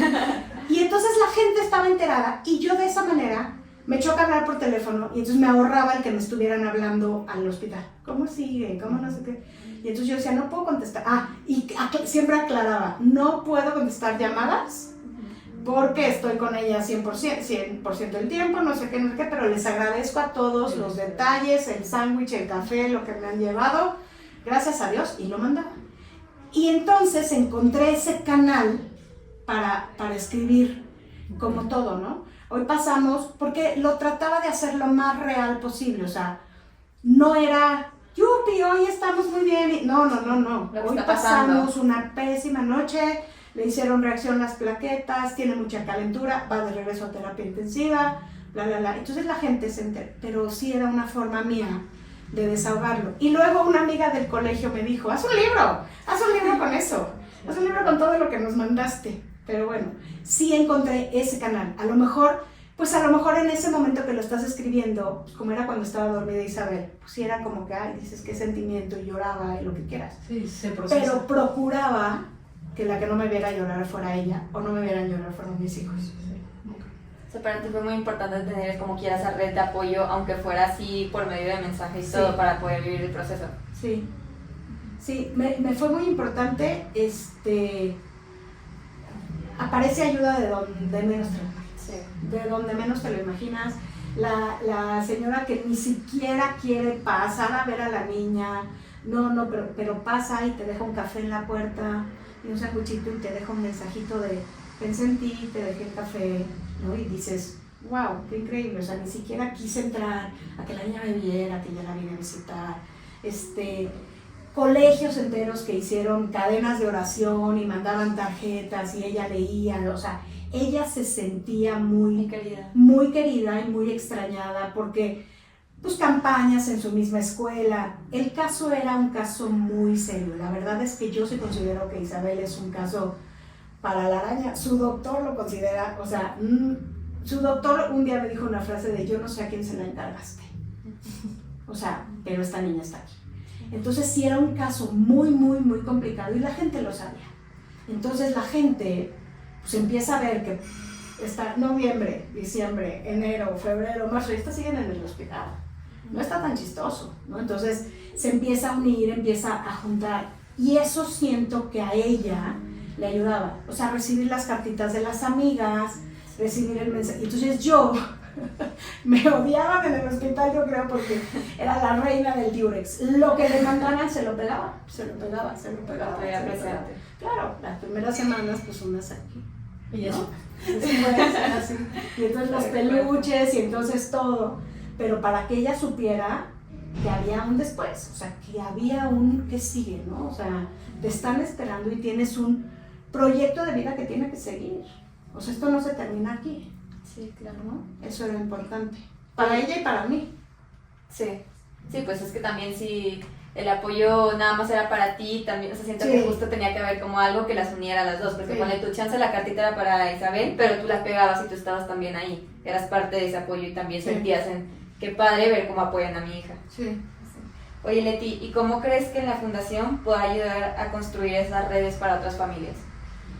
Mira, lo que hemos encontrado un poco es con estos chavos cuando se juntan o cuando se unen al grupo de WhatsApp que dirigen estas niñas, muchas veces se les plantea a ellos que si hay alguien que necesita un tipo de apoyo, cuando empezamos con la alianza con ustedes y con gente que se ha querido unir, porque antes de que se quisieran unir ustedes estaba pues la típica señora que le pasó y quiere ayudar y levanta la mano y dice, oye, yo estudié no sé qué, entonces puedo dar 2 terapias y les regalo, y entonces se empiezan a juntar.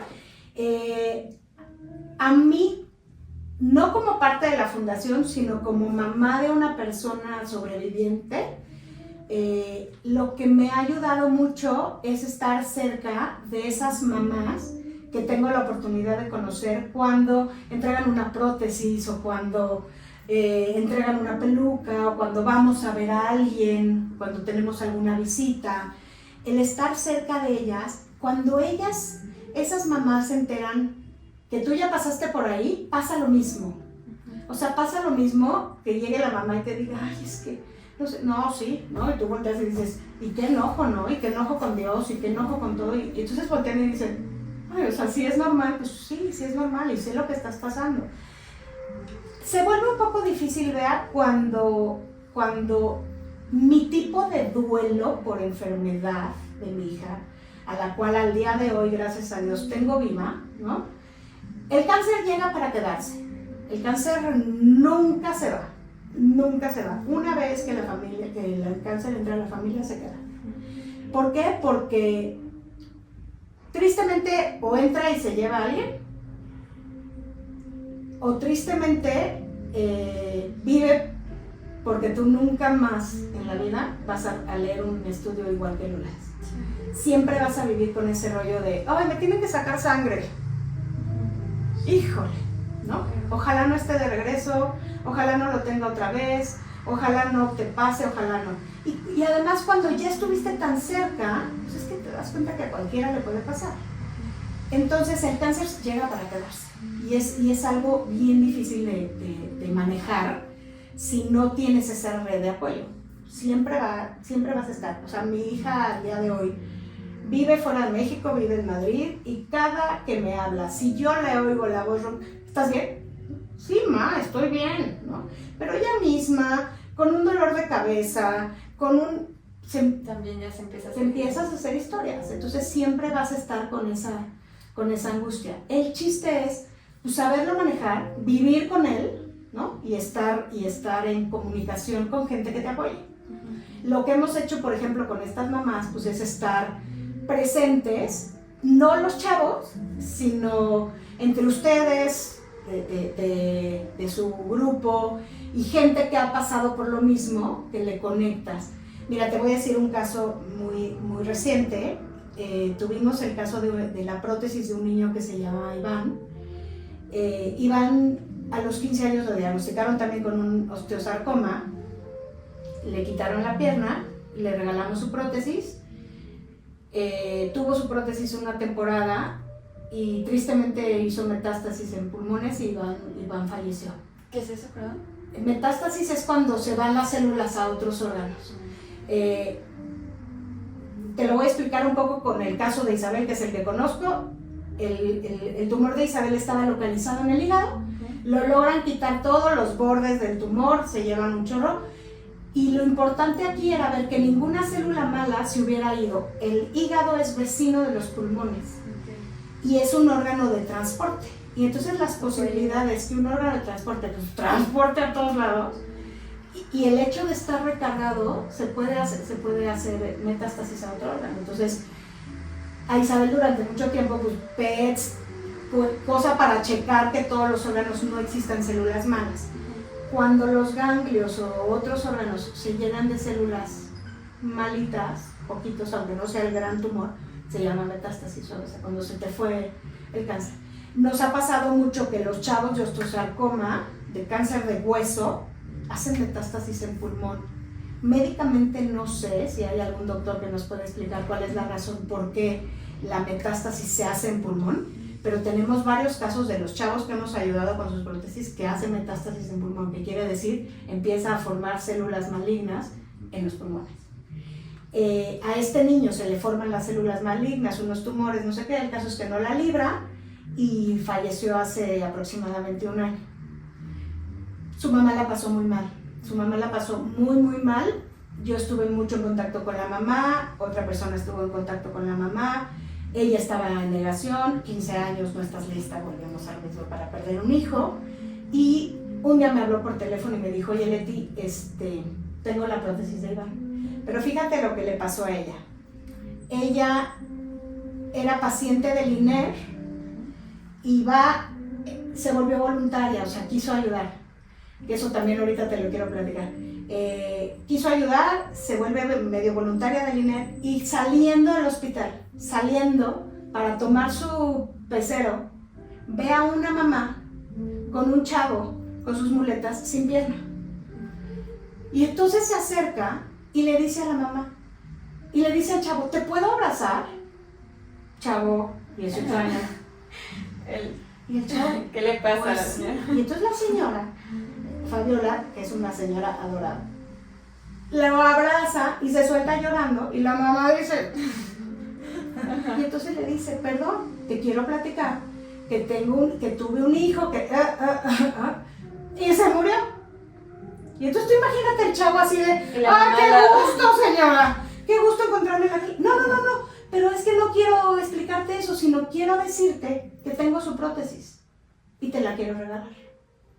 Y entonces, como que la mamá de este otro chavo decía, ¿qué? O sea, ¿qué me están hablando, no? Y entonces, sí, entonces se la quiero regalar, no sé qué, pero es una prótesis que nos dio la fundación tal. Total, me hablan por teléfono y me dicen, hola, conocí a una señora afuera del INER que me dijo que su hijo, ¿quién habla? Es que me dieron su contacto de la fundación porque entonces Jesús, porque mi hijo se llama Jesús y juega fútbol y perdió su pierna. Total, una cosa llevó a la otra. El caso es que la prótesis de Iván de esta mamá que no ha superado la muerte de su hijo y hay días que no quiere salir y le ha costado muchísimo y tiene una tanatóloga que le mandamos y que medio la ve y hay veces que no quiere verla y cosas así. Regresó su prótesis con la intención de que se ocupara para Jesús. Yo conozco a la mamá de Jesús, me platica la historia, conocemos a Jesús, vamos con el protesista y entonces me dice, es que la prótesis de Jesús es pierna derecha. Y la prótesis que necesita, la prótesis de Iván es pierna derecha y la prótesis de Jesús tiene ser izquierda. Pero entonces podemos usar de aquí para acá, pero de aquí para acá, pero entonces esta parte puede ser para la prótesis de Jesús, pero esta para la de Carlos, pero esta para la de Diego, pero esta para así. Entonces esa señora que no ha podido sacar el dolor tan fuerte y que tiene un duelo complicado, le llaman.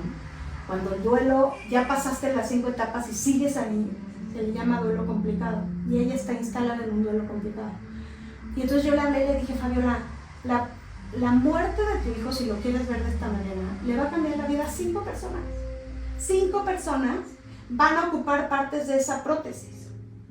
O sea, 5 chavos de la edad de tu hijo, para que se te meta eso en el corazón. O sea, cuando tú le encuentras un sentido a ese dolor, es un poco más llevadero.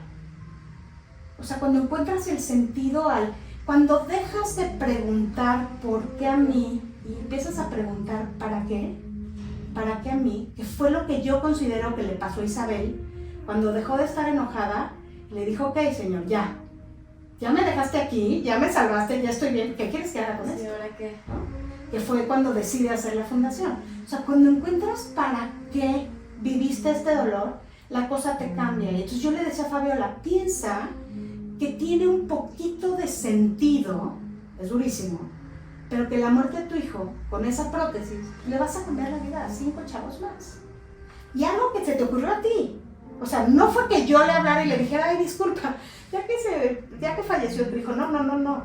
Porque eso sí, somos muy respetuosos de los duelos, hemos tenido pérdidas bien fuertes, una muy reciente, pérdidas muy fuertes que duelen muchísimo y tienes que respetar los tiempos. Esta fue una llamada que Fabiola me hizo a mí para decirme, aquí está la prótesis, su hijo era muy alto, aquí está la prótesis, ¿qué podemos hacer con ella? Entonces le dije, al final, estás buscando ese para qué la muerte de mi hijo y qué puedo hacer con eso. Y eso es bien importante para empezar un proceso de sanación, ¿no? Con un duelo tan complicado. Sí, después de que ya también viviste las etapas así, es como clavada en eso, ¿no?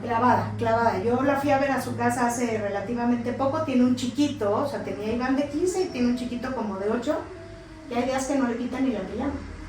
Hoy no vamos a ir a la escuela, mamá, ¿por qué? Porque mamá está triste. Pues sí, pero ¿qué culpa tiene el chiquito? Entonces el chiquito está instalado en el dolor de su mamá, sí. Que es un duelo muy complicado que nomás no ha podido sacar. Y tú, o sea, bueno, ya me dijiste una de las respuestas que te iba a decir, pero ¿crees que justo es muy importante de cuenta buscar el para qué y empezar a hacer acciones, pero empezar buscando cómo? O sea, no sé, ponle tú, me pongo en el lugar de Isabel, que ya de volada fue como que quiero hacer la fundación y hacemos y todo, pero hay personas que a veces quieren ayudar, pero tampoco saben cómo empezar. ¿Qué es lo que les recomiendas a ese tipo de personas? ¿Como acercarse a buscar más información o qué es lo que pueden hacer? Retomando un poquito lo de Isabel, no fue tan rápido, O sea, de que a ella la dieron de alta y demás, no fue tan rápido su decisión de la fundación. Sí estuvo enojada mucho tiempo, sí estuvo, perdió como muchas partes de su vida, adolescencia y todo el rollo, y hasta que se le quitó ese enojo fue que encontró su para qué y decidió hacer esto de la fundación. Yo me puse medio a ver, y cuando tú analizas muchísimas de las fundaciones que existen, están creadas a raíz de algo.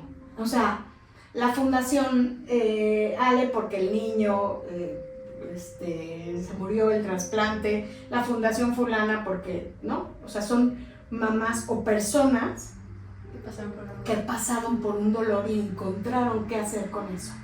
O sea, por lo general, la Fundación Marc, que es una fundación Sasa, a ella, que es la fundadora, se le murió su chiquito, Luchando por Ángeles también, esta niña se le murió su chiquito de un cáncer chiquitito, creo que de 2 años. O sea, todas estas fundaciones que tienen proyectos increíbles tienen atrás una historia de dolor muy fuerte. Y entonces es gente que ha encontrado su para qué, ¿no? Y entonces o sea, yo invito mucho a la gente que se una a la fundación cuando tu caso tiene que ver con este tipo de jóvenes diagnosticados, porque es a lo que se están dedicando y lo que ellas saben de primera mano, ¿no? O sea, no tenemos así como que los expertos, y ahora con las alianzas nos han ayudado muchísimo. Pero siempre es bien importante que te dirijas a alguien que te arrope, que te apoye, que veas que no eres la única, ¿no? Que sí hay gente que te va a apoyar, que sí hay gente que ha logrado salir y ha hecho cosas buenas con su dolor. Y no instalarte, es que instalarte sin hacer nada, pues mira, no te deja nada bueno, y nada más estás rumiándole al dolor y pobreteándote, ¿no? Que yo era algo que le decía a Isabel, a ver, no, déjate de pobretear. Ay, pobre de mí, no, a ver, voltea a ver, siempre va a haber alguien más arriba y más abajo, siempre, en peor situación, en mejor situación. Entonces, ¿qué puedes hacer con lo que tienes y con lo que a ti te tocó? Y eso es lo que hay que hacer, por ejemplo, con las familias que tienen este tipo de duelos. Que no se dejen, es bien difícil, es difícil porque hay incluso hasta familias que se deshacen después de la muerte de un hijo o después de un diagnóstico complicado. Tú no sabes la cantidad de mamás e incluso de papás que los dejan solos con su chavo enfermo, ¿eh? Y la mamá dice, ¿qué? Ay, nos vemos. Y la mamá, o el papá en su defecto, o el alcohol, o las drogas, o el evadir el problema. Y entonces son familias que, además del problema, empiezan a ser familias disfuncionales porque pues no hubo un apoyo, ¿no? Porque entonces el chavo chiquito que nadie lo peló, entonces decidió pues las drogas, el cigarro, el alcohol, y porque mis papás estuvieron enfocados, ¿no? O el papá, pues para desaparecerse, pues le dio por lo que quieras. Oye, y esa es otra cosa que acabas, perdón que interrumpa, acabas de mencionar, porque algo muy importante, ¿no? O sea, como, y lo mencionabas tú en la plática con respecto a tus hijos, ¿cómo ustedes manejaron el tema del acompañamiento a tus hijos que no estaban con un diagnóstico así? Y qué tan importante es en una familia hacer eso, ¿no? Sí. Porque también creo que justo se puede dar este tema de, pues, un sentimiento de abandono que nunca es intencional, Claro, pero claro, que existe, ¿no? Claro, mira, hubo momentos complicados. Uno de los primeros, los primeros consejos que nos dieron fue el doctor, el oncólogo que la operó finalmente, fue el primero que nos dijo, mi primera recomendación es, las decisiones en torno a Isabel las toman ustedes dos. No escuchen las opiniones de las demás. La gente quiere ayudar, la gente quiere apoyar, la gente trae sus ideas, la gente quiere solucionar, pero lo que ustedes decidan, ustedes dos, lo deciden en pareja. Si la niña se opera aquí, se opera acá, me opera nos la llevamos, es una decisión entre ustedes dos. Ustedes dos tienen que estar de acuerdo. Y los demás que digan misa, no importa. Ustedes dos tienen que estar de acuerdo porque yo con ustedes dos es con quien voy a hablar. O sea, no voy a estar, es que mi tía dijo, es que me propusieron el hospital fulano. No, ustedes dos van a decidir. Si se la quieren llevar a otro país, si se la quieren operar aquí, si se la quieren llevar a casa, tiene que ser entre ustedes dos. Algo que nos funcionó muchísimo, María, fue la verdad es siempre más fácil de explicar que cualquier mentira o que cualquier historia, ¿no? ¿Qué tiene mi hermana? Cáncer. ¿Y cómo está la situación? Grave. O sea, no es, todavía no saben, va a estar bien. En el momento que a Isabel se le dijo que tenía cáncer y que le habían quitado el tumor y que le iban a poner quimioterapias y todo este rollo, al mismo tiempo se le dijo a los hermanos. Cuando el diagnóstico y cuando la iban a operar, mi mamá se trajo a mis hijos, no pudieron ver a su hermana, pero se trajo a mis hijos y estuvieron en la sala de espera ahí con un ambiente terrorífico, porque tú imagínate esa operación que duró un chorro de tiempo, la mamá que andaba como zombie, el papá, los abuelos, mi marido viene de una familia de muchísimos hermanos, y entonces cualquier reunión se vuelve Navidad, ya sabes, así como que Sí. muchísimos. Mi familia nada más somos mi papá, mi mamá y mi hermano y yo, pero la familia de mi esposo son muchísimas. Entonces, el hospital estaba desbordado, mis hijos yo no sé qué tan listos estaban para esa noticia, ¿no? Pero yo me acuerdo de en algún momento Regina preguntarle a su abuela, pero es que ¿qué tiene? No, pero va a estar bien, no, pero no, a ver, hay que explicarle a la niña qué tiene, ¿no? Tú, por supuesto, que lo primero que quieres es evitarle el sufrimiento a tus hijos y cualquier sufrimiento a cualquier persona. Y entonces empieza uno a barnizar, ¿no? Es que parece que tiene no sé qué, pero va a estar... No, no. Le encontraron una bola, le encontraron un tumor, tiene cáncer y no sabemos qué va a pasar.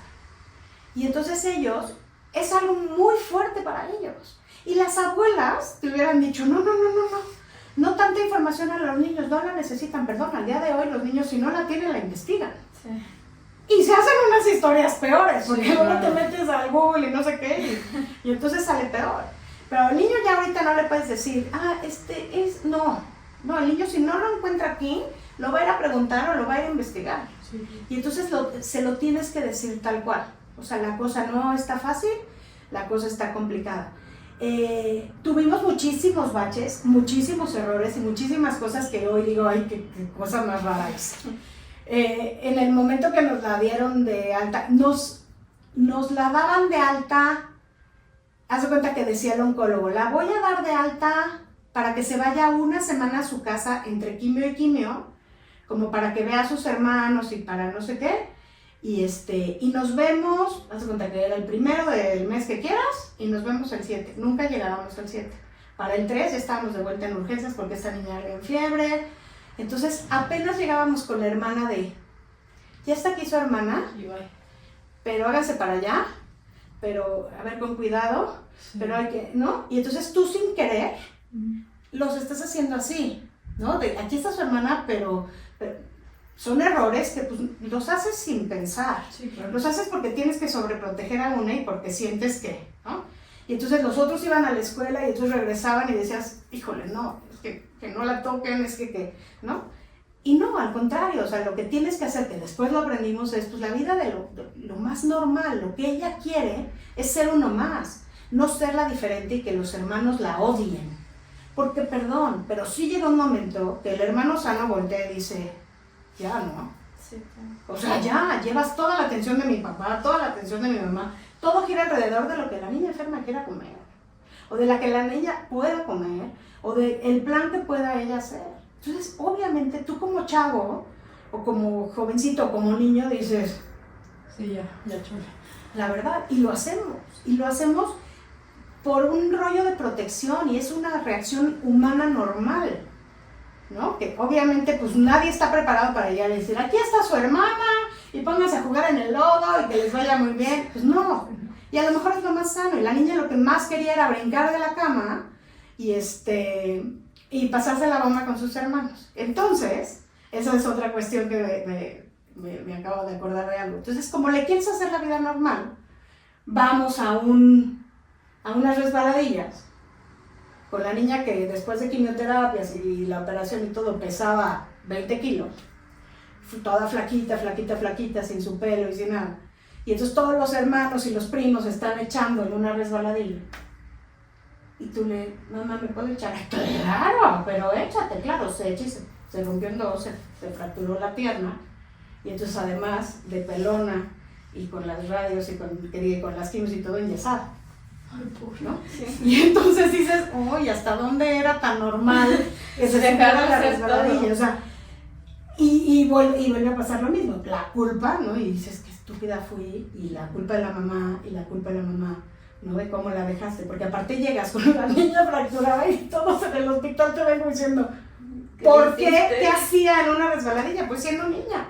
Sí, Siendo claro. niña y subiéndose con sus hermanos. Entonces sí llega a ser delicado. En algún momento, fíjate que a mí me pasó algo. El hospital que se llenó de cosas y que yo le llené y que la gente le regaló y no sé qué, me lo llevé a mi casa. Y abajo de mi escalera había un nicho. Y ahí le puse como todas sus cosas, sus peluches, su todo. Y un día mi grande invita a una amiguita a comer. Y le enseña, pues era la primera vez que iba a la casa y le estaba enseñando la casa. Y entra y dice, y aquí, por aquí subes a mi cuarto. Bueno, aquí está el altar de mi hermana, pero aquí. Dije, altar que se va hoy. Sí. ¿Por qué hay un altar a la niña viva? ¿No? O sea, peor, pero, o sea, ¿por qué guardo todo? A ver, Isabel, escógeme 4 peluches de los que te regalaron, los que quieras, y vamos al hospital del niño, a donde sea, a regalar todo lo que tienes. Pero yo en ese momento, como que toda esta parte de las mariposas y las tarjetas que les habían hecho sus amigos, las conservé. Y hasta que escuché a la hermana decir, ahí está el altar de mi hermana. Pero dije, Sí, error. te cayó el 20. Error, vámonos, vida normal. El primer día que la mandé a la escuela, se le caía la falda. Y entonces en la puerta de la escuela, pues mi primera reacción hubiera sido, vámonos a la casa, ¿qué necesidad? ¿Qué necesidad? Ya había perdido el año escolar, ya, ¿qué necesidad? Y entonces una de las maestras me agarró y me dijo, que entre. Le puse un pasadorcito, un segurito, y va para adentro aquel palito, y yo me acuerdo que me quedé sentada fuera del colegio esperando que alguien me llamara para decirme, llamen por ella, ¿no? Cuando la empezamos a mandar a la escuela, pues ella iba 2 horas, iba 4 horas, ¿no? Se les quedaba dormida, lo que sea, pero el chiste era que conviviera. Porque tu mamá, pues la quiere sobreproteger. Sí, claro. Entonces el hecho de que, algo me dijeron muy importante, yo ya no quería regresar a trabajar, porque yo ya iba a dedicar mi vida monjil a cuidar a mi hija enferma, ¿no? Y entonces alguien, una de las psicólogas que vio a Isabel, me dijo, a ver, no, aquí lo más importante es que tú regreses a tu vida normal, porque ese es el mensaje otra vez para tu hija. Como lo has hecho en el hospital de bañarte, arreglarte y todo, para que vea que está la cosa para arriba, si tú dejas de trabajar, ella va a decir, yo no estoy bien. Mi mamá dejó hasta el trabajo. Yo no estoy bien. Si ella sabe que la aventaste en la escuela y te fuiste a trabajar, pues el mensaje es completamente positivo para ella y para sus hermanos. Mi mamá ya se fue a la escuela, ¿no? O sea, mi mamá ya se fue a la escuela. Entonces, fácil no fue. Hicimos muchas metidas de pata, muchas, y vas aprendiendo sobre la marcha. O sea, vas aprendiendo. Fuimos un gran apoyo mutuo, mi marido y yo, porque no puedo decir que tuve un apoyo porque él la pasó fatal también y nos apoyamos mutuamente. Sí me metió unas buenas regañizas, a decir verdad, o sea, él estaba un poco más centrado en su raciocinio antipsicólogos y antitanatólogos y todo.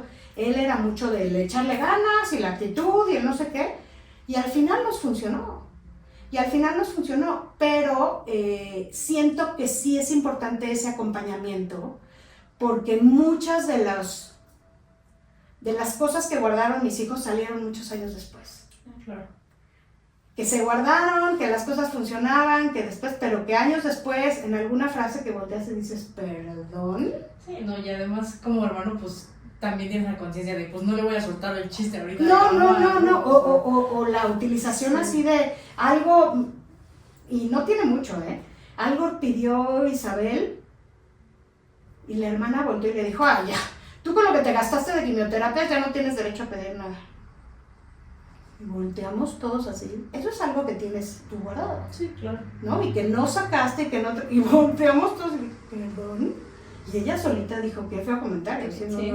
Pero al final, pues es tu subconsciente que está hablando Sí, de 100%. De que a lo mejor si en algún momento yo hubiera tenido el acompañamiento de el psicólogo, alguien mucho más cercano, pues no tendrían esto. Pero se llevan de maravilla, han funcionado bien, pero sí me queda claro que necesitas un acompañamiento para que una familia no se destroce. Oye, Leti, perdón. No. Y justo como comentabas que tu esposo se cuenta de antipsicólogos y todo eso, ¿hasta qué momento se dieron cuenta de que sí vamos a mandar a Isabela que vaya a terapia? ¿Hasta que acabó o el proceso? No, fíjate que sí empezó a estar como, te digo, estuvo muy enojada, y cuando empezó a ir a la escuela, como que se dio cuenta que pues la vida siguió, ¿no? O sea, las fiestas siguieron sucediendo, las amigas siguieron siendo amigas, o sea, Isabel perdió casi todo un año. Y entonces, ella, al principio, pues llegaba Isabel y toda la tensión en la escuela y todo, Y un día me dijo, ya no quiero ser la niña enferma, o sea, no quiero ser la Isabela del cáncer, o sea, Isa la del cáncer, Isa la de... No, o sea, no quiero y estoy enojada y ya no quiero. Y entonces empezó a tener problemas en la escuela, pero con las amigas. Y entonces yo, en un ataque de mamá sobreprotectora, me confieso, que la voy a cambiar de escuela. Y entonces el oncólogo, que ya era el oncólogo médico, o sea, el oncólogo quirúrgico fue el cirujano fue el que lo operó, y después el médico es el que se encarga de todas estas cosas. Ya me había recomendado a una psicóloga. Fuimos con esa psicóloga y nos pasó algo igualito que en el hospital, que era una psicóloga pediatra que quería jugar con Isabel a ver qué... No, estaba su consultorio lleno de peluches. Entonces fuimos con otro grupo de psicólogas, encontró a una chava con la que hizo clic, que creo que es importantísimo, y entonces mi suegra tiene un poder muy especial sobre mi marido, y mi suegra conocía a esta psicóloga. Y entonces platicándole, esta psicóloga, que es una psicóloga de mucho renombre, le dijo, ¿por qué nadie está acompañando a tu nieto? Es bien importante, ahorita es cuando más importante es, cuando no sé qué. Entonces mi suegra le sugirió a mi marido, entonces mi marido dijo, perfecto, no está tan mal, ¿no? Es un efecto que causa en mi casa muy, muy serio. Y entonces la empezamos a llevar con ella y empezó a mejorar muchísimo. Y ella fue la que me dijo, no la puedes cambiar de escuela. Es lo mismo, es solucionarle el problema. Tú ahorita la cambias de escuela porque le está pasando mal y mañana quiere otra escuela porque ya le cayó gordo el prof, y mañana quiere otro marido porque no le gustó que le dieron, y mañana quiere otro trabajo porque no. A ver, esto es lo que hay y hay que afrontarlo y hay que hacerla fuerte para que logre superar esto.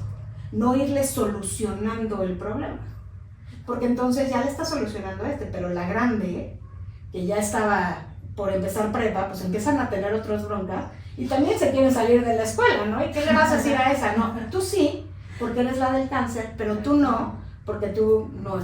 Entonces Isabel, no, tienes que ser bien inteligente con cómo lo manejas. O sea, la niña está viviendo un proceso fuerte, porque yo lloraba y le decía yo, a ver, con todo lo que le ha pasado, ¿qué le pasa a las desgraciadas de las amigas que no la pelan?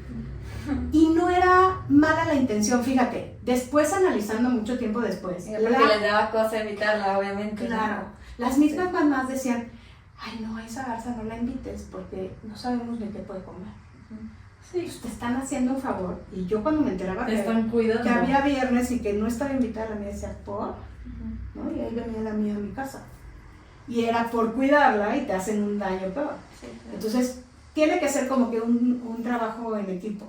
Yo sí considero que tuvo mucho que ver el rollo de mi marido y yo bastante bien comunicados, con nuestros pleitos, como todo, y o sea, había muchas cosas que yo decidía que él me decía, no, esto no está bien y le estamos haciendo un daño, lo que sea, y viceversa, ¿no? Entonces, pues eso, y luego pues tratarlo de llevar con los hermanos, o sea, que volviera a haber una comunicación con los hermanos, que volvieran a ver a Isabel como una más, no como una cosa frágil, no como una cosa que se rompe, ¿no?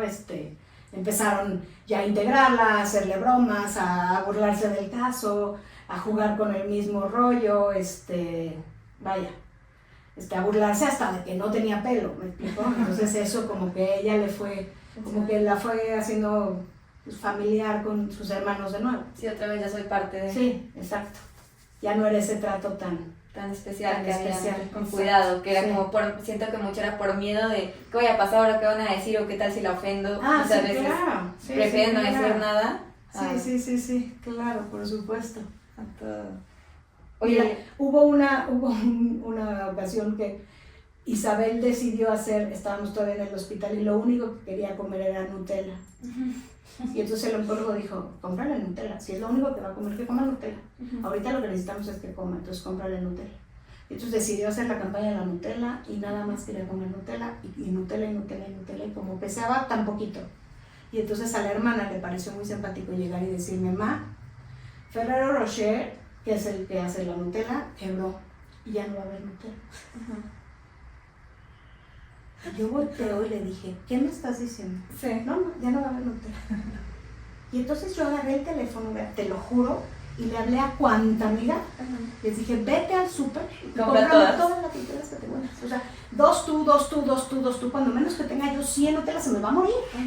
Y entonces, dicho y hecho, Regina no se dio cuenta del alcance de su chiste.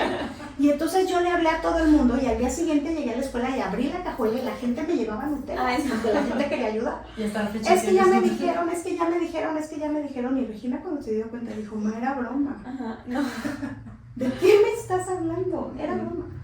¿No? Y bueno, hasta la fecha lo platicamos de risa. Sí, claro. O sea, como dice, yo saco una Nutella y me dicen, ¿quién te trajo esa? O sea, pero era ya como el rollo de burlarse del rollo de la hermana, ¿no? O sea, sabíamos que no se iba a morir de hambre, pero tú en un ataque de desesperación de mamá sobreprotectora, volvemos a lo mismo, por favor, todo el mundo come Nutella. Sí, claro, qué fuerte. Y fue porque, y aparte coincidió con que yo voy al súper de enfrente de mi casa y no había Nutella. No, y te dije, entraste en pánico. Esto es más real que nada, estamos en problemas. No, qué horror. Sí. Oye, Leti, y si pudieras dar un consejo a los padres que están comenzando a enfrentar el diagnóstico de cáncer en sus hijos que son adolescentes, ¿cuál sería? Pues mira, uno de los muchos, porque estar bien cerca, o sea, estar cerca de ellos, escucharlos y creerles. O sea, cuando el adolescente ya se animó a decírtelo, hazle caso. O sea, ya se animó, me refiero a lo que decía yo hace rato. Me sentí una bolita aquí, me sentí una bolita acá, me duelen las rodillas, ¿te acuerdas de ese tobillo que medio que no me ha quedado? Hacerles caso, a lo mejor, como decíamos, no en un rollo, hoy me duele, pero si el adolescente ya se animó, o sea, el adolescente lo que menos quiere es estar enfermo, considero yo. Entonces, si ya se animaron a decir, ¿no? Tendemos a que pasa la edad de pediatría y ya no los volvemos a checar. Te vuelven a llevar, si acaso cuando eres mujer y ya te toca ir al ginecólogo, con el de tu mamá que tiene 250 años el señor, ¿no? Y al hombre, hasta que se cae, la fractura en el fútbol, el golpe aquí dejamos de llevar a los niños a sus chequeos, por lo que quieras, ¿verdad? Por lo que cuestan los doctores privados, o por el trabajo que cuesta la seguridad en todo lo que es el sector público, por lo que sea, pero dejamos de checarlos como lo checábamos de chiquitos. De chiquitos no se nos va una vacuna, no se nos va una medición, no se nos va cuánto pesa, cuánto mide, cómo ha crecido tu hijo, y de repente decimos listo, hasta aquí llegamos y punto, y dejamos de checarlos. Entonces sí promoverles el chequeo, ¿no? O sea, que se chequen, que se revisen, ¿no? Que tengan confianza de, oye, pues dile a tu papá, ¿no? A lo mejor pues el niño no te va a enseñar si tiene una bolita en un testículo, pues no te lo va a enseñar a ti, pero pues a lo mejor que tenga la confianza con el papá, con alguien conocido, o llevarlo con un médico familiar, o llevarlo, o sea, estar pendiente de ellos. Si ya tienes el diagnóstico, siempre con la verdad, tienen derecho a saber todo, tienen el derecho, y eso lo he estudiado, tienen derecho a preguntar, o sea, a que se les diga qué sigue, cuál es su... Y si el niño además es mayor de 18 años, tiene derecho hasta de decidir sobre su tratamiento, ¿no? O sea, ¿qué me va a pasar? No se me va a caer tantito el pelo. Bueno, a lo mejor tantito, mi reina, no, sí se te va a caer. Dime qué hacemos, si te rapamos, si qué quieres hacer, qué quieres que siga. Pero siempre la verdad es mucho más fácil de entender que cualquier banalidad, historia, mentira, que cree el doctor que es una bolita de grasa. No, a ver, digámosle la verdad. Entonces, estar presente, dejarlo que esté enojado, ¿no? O sea, nos volvemos un poquito sus punching bags. El enojo tiene que ser contra alguien. Y el cáncer es algo a lo que no le pueden pegar, a lo que no le pueden gritar. Entonces, dejarlos que se enojen. Si guardan silencio, si se enojan, respetarlos. O sea, el ser adolescente es per se complicado. El ser adolescente diagnosticado con una enfermedad terrible es espantoso. ¿no? Y si además esa enfermedad te va a llevar a un cambio de vida tan radical como puede ser la pérdida de un miembro, de una pierna, de un brazo, la cirugía de una cabeza, híjole, ¿no? O sea, dejémonos hablar y hay que estar bien pendientes de con quién hablan, de dirigirlos, de pasarles el tip, de todo. Lo peor que le puedes decir a un adolescente que está diagnosticado con cáncer es que le eche ganas.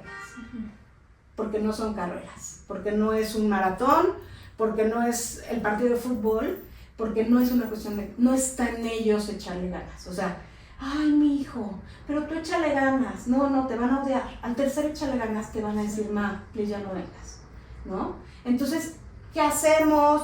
¿Qué necesitas para estar más cómodo? ¿Qué te traigo? ¿Qué se te antoja? ¿Qué? Buscarles por otro lado. O sea, buscarles, estar con ellos, pero no lo podemos solucionar nosotros, ¿no? Entonces, estar con ellos el mayor tiempo posible, llevarles cosas que lean, que se informen, no sé. Y hacerles caso, porque te digo, muchas veces es lo que el doctor me dijo, yo ya vengo, ya te van a operar. A ver, a mí nadie me preguntó, ¿no? ¿Qué quiero hacer? Que me expliquen bien qué me van a hacer, qué va a seguir, qué va a pasar. Eso, o sea, tienen muchísimos derechos que de repente no vemos, pero tienen muchos derechos a una segunda opinión, a que venga otra persona a verlos, a no tomar el tratamiento si son mayores de edad, ¿no? Por mucho que nos duela, pero pues llega un momento en que pues nuestra mayoría de edad es muy chicos, pero pues es lo que tenemos, sí, ¿no? Entonces estar con ellos y escucharlos. Y estar con ellos no en modo échale ganas, sino estar con ellos en modo que te ayudo, ¿qué quieres hacer? Sí. Que sigue, a ver, acción, manos a la obra. Que sigue, ¿qué podemos hacer? ¿Qué necesitas? ¿La computadora de la escuela? ¿O que te pasen el apunte? ¿O que no te vas a atrasar? O lo que sea. O sea, darle solución a lo que ellos a lo mejor por estar con la enfermedad no pueden. Gracias. Y por último, ¿cómo visualizas el futuro de tu hija ahora que es sobreviviente y qué esperanzas tienes para otras familias que también están pasando por este mismo proceso? Mira, yo sé que muchísima gente va a decir, ay, eso no se dice, pero el cáncer es curable. Al día de hoy el cáncer es curable si se detecta a tiempo, como se oye como anuncio, pero muchas veces es curable si se detecta a tiempo. Muchas veces existe esta terrible enfermedad donde no hay cura, pero ahora ya tenemos muchísimos avances, muchas esperanzas de que muchísimas historias de gente que tuvo cáncer o tuvo la conocida que tuvo cáncer, o sea, gente que vive al día de hoy. No estamos exentos, nadie está exento, ni la familia más sana, ni la familia más deportista, nadie. Entonces, no echarlo en saco roto, el hecho de que el cáncer está más presente que nunca. La alimentación no nos está ayudando nada, la contaminación no nos está ayudando nada, los jóvenes y el alcohol y las drogas, y ahí viene la terapia de la mamá, pero de verdad no nos está ayudando nada. El modo de vida de los jóvenes de ahora, sus avances, la misma tecnología no nos está ayudando nada, o sea, es increíble, pero todo esto afecta. Entonces lo tenemos más presente que lo tenían los abuelos hace 30 años, ¿no? O sea, hace 30 años o hace 40 años el enfermo de cáncer era el abuelito de tu amiga. La abuelita de mi amiga se murió de cáncer, era lo más que, oye, ¿en dónde? O sea, ni lo oías. Ahorita hay unos tipos de cáncer que dices, ¿qué? O sea, ¿de dónde? O el chavito, o los niños, o el que ya nació con el que... No, está cañón. Entonces sí hay que estar preparados, definitivamente sí hay que estar preparados. Si se presenta, leer muchísimo, informarte, buscar gente experta. Definitivamente vivimos, benditos y a Dios, en una época donde la terapia ya es canasta básica, ¿no? A mí no me tocó la terapia como canasta básica, a mis papás y a mis abuelos, bueno, mucho menos. A mis hijos la verdad es que les tocó poco, ya ahorita lo tienen más instituido, pero gracias a Dios ya es tan importante como ir al pediatra, tan importante como ir al ginecólogo, tan importante como ir a tu terapia y la importancia de de cuidar tu mente y todo eso, importantísimo.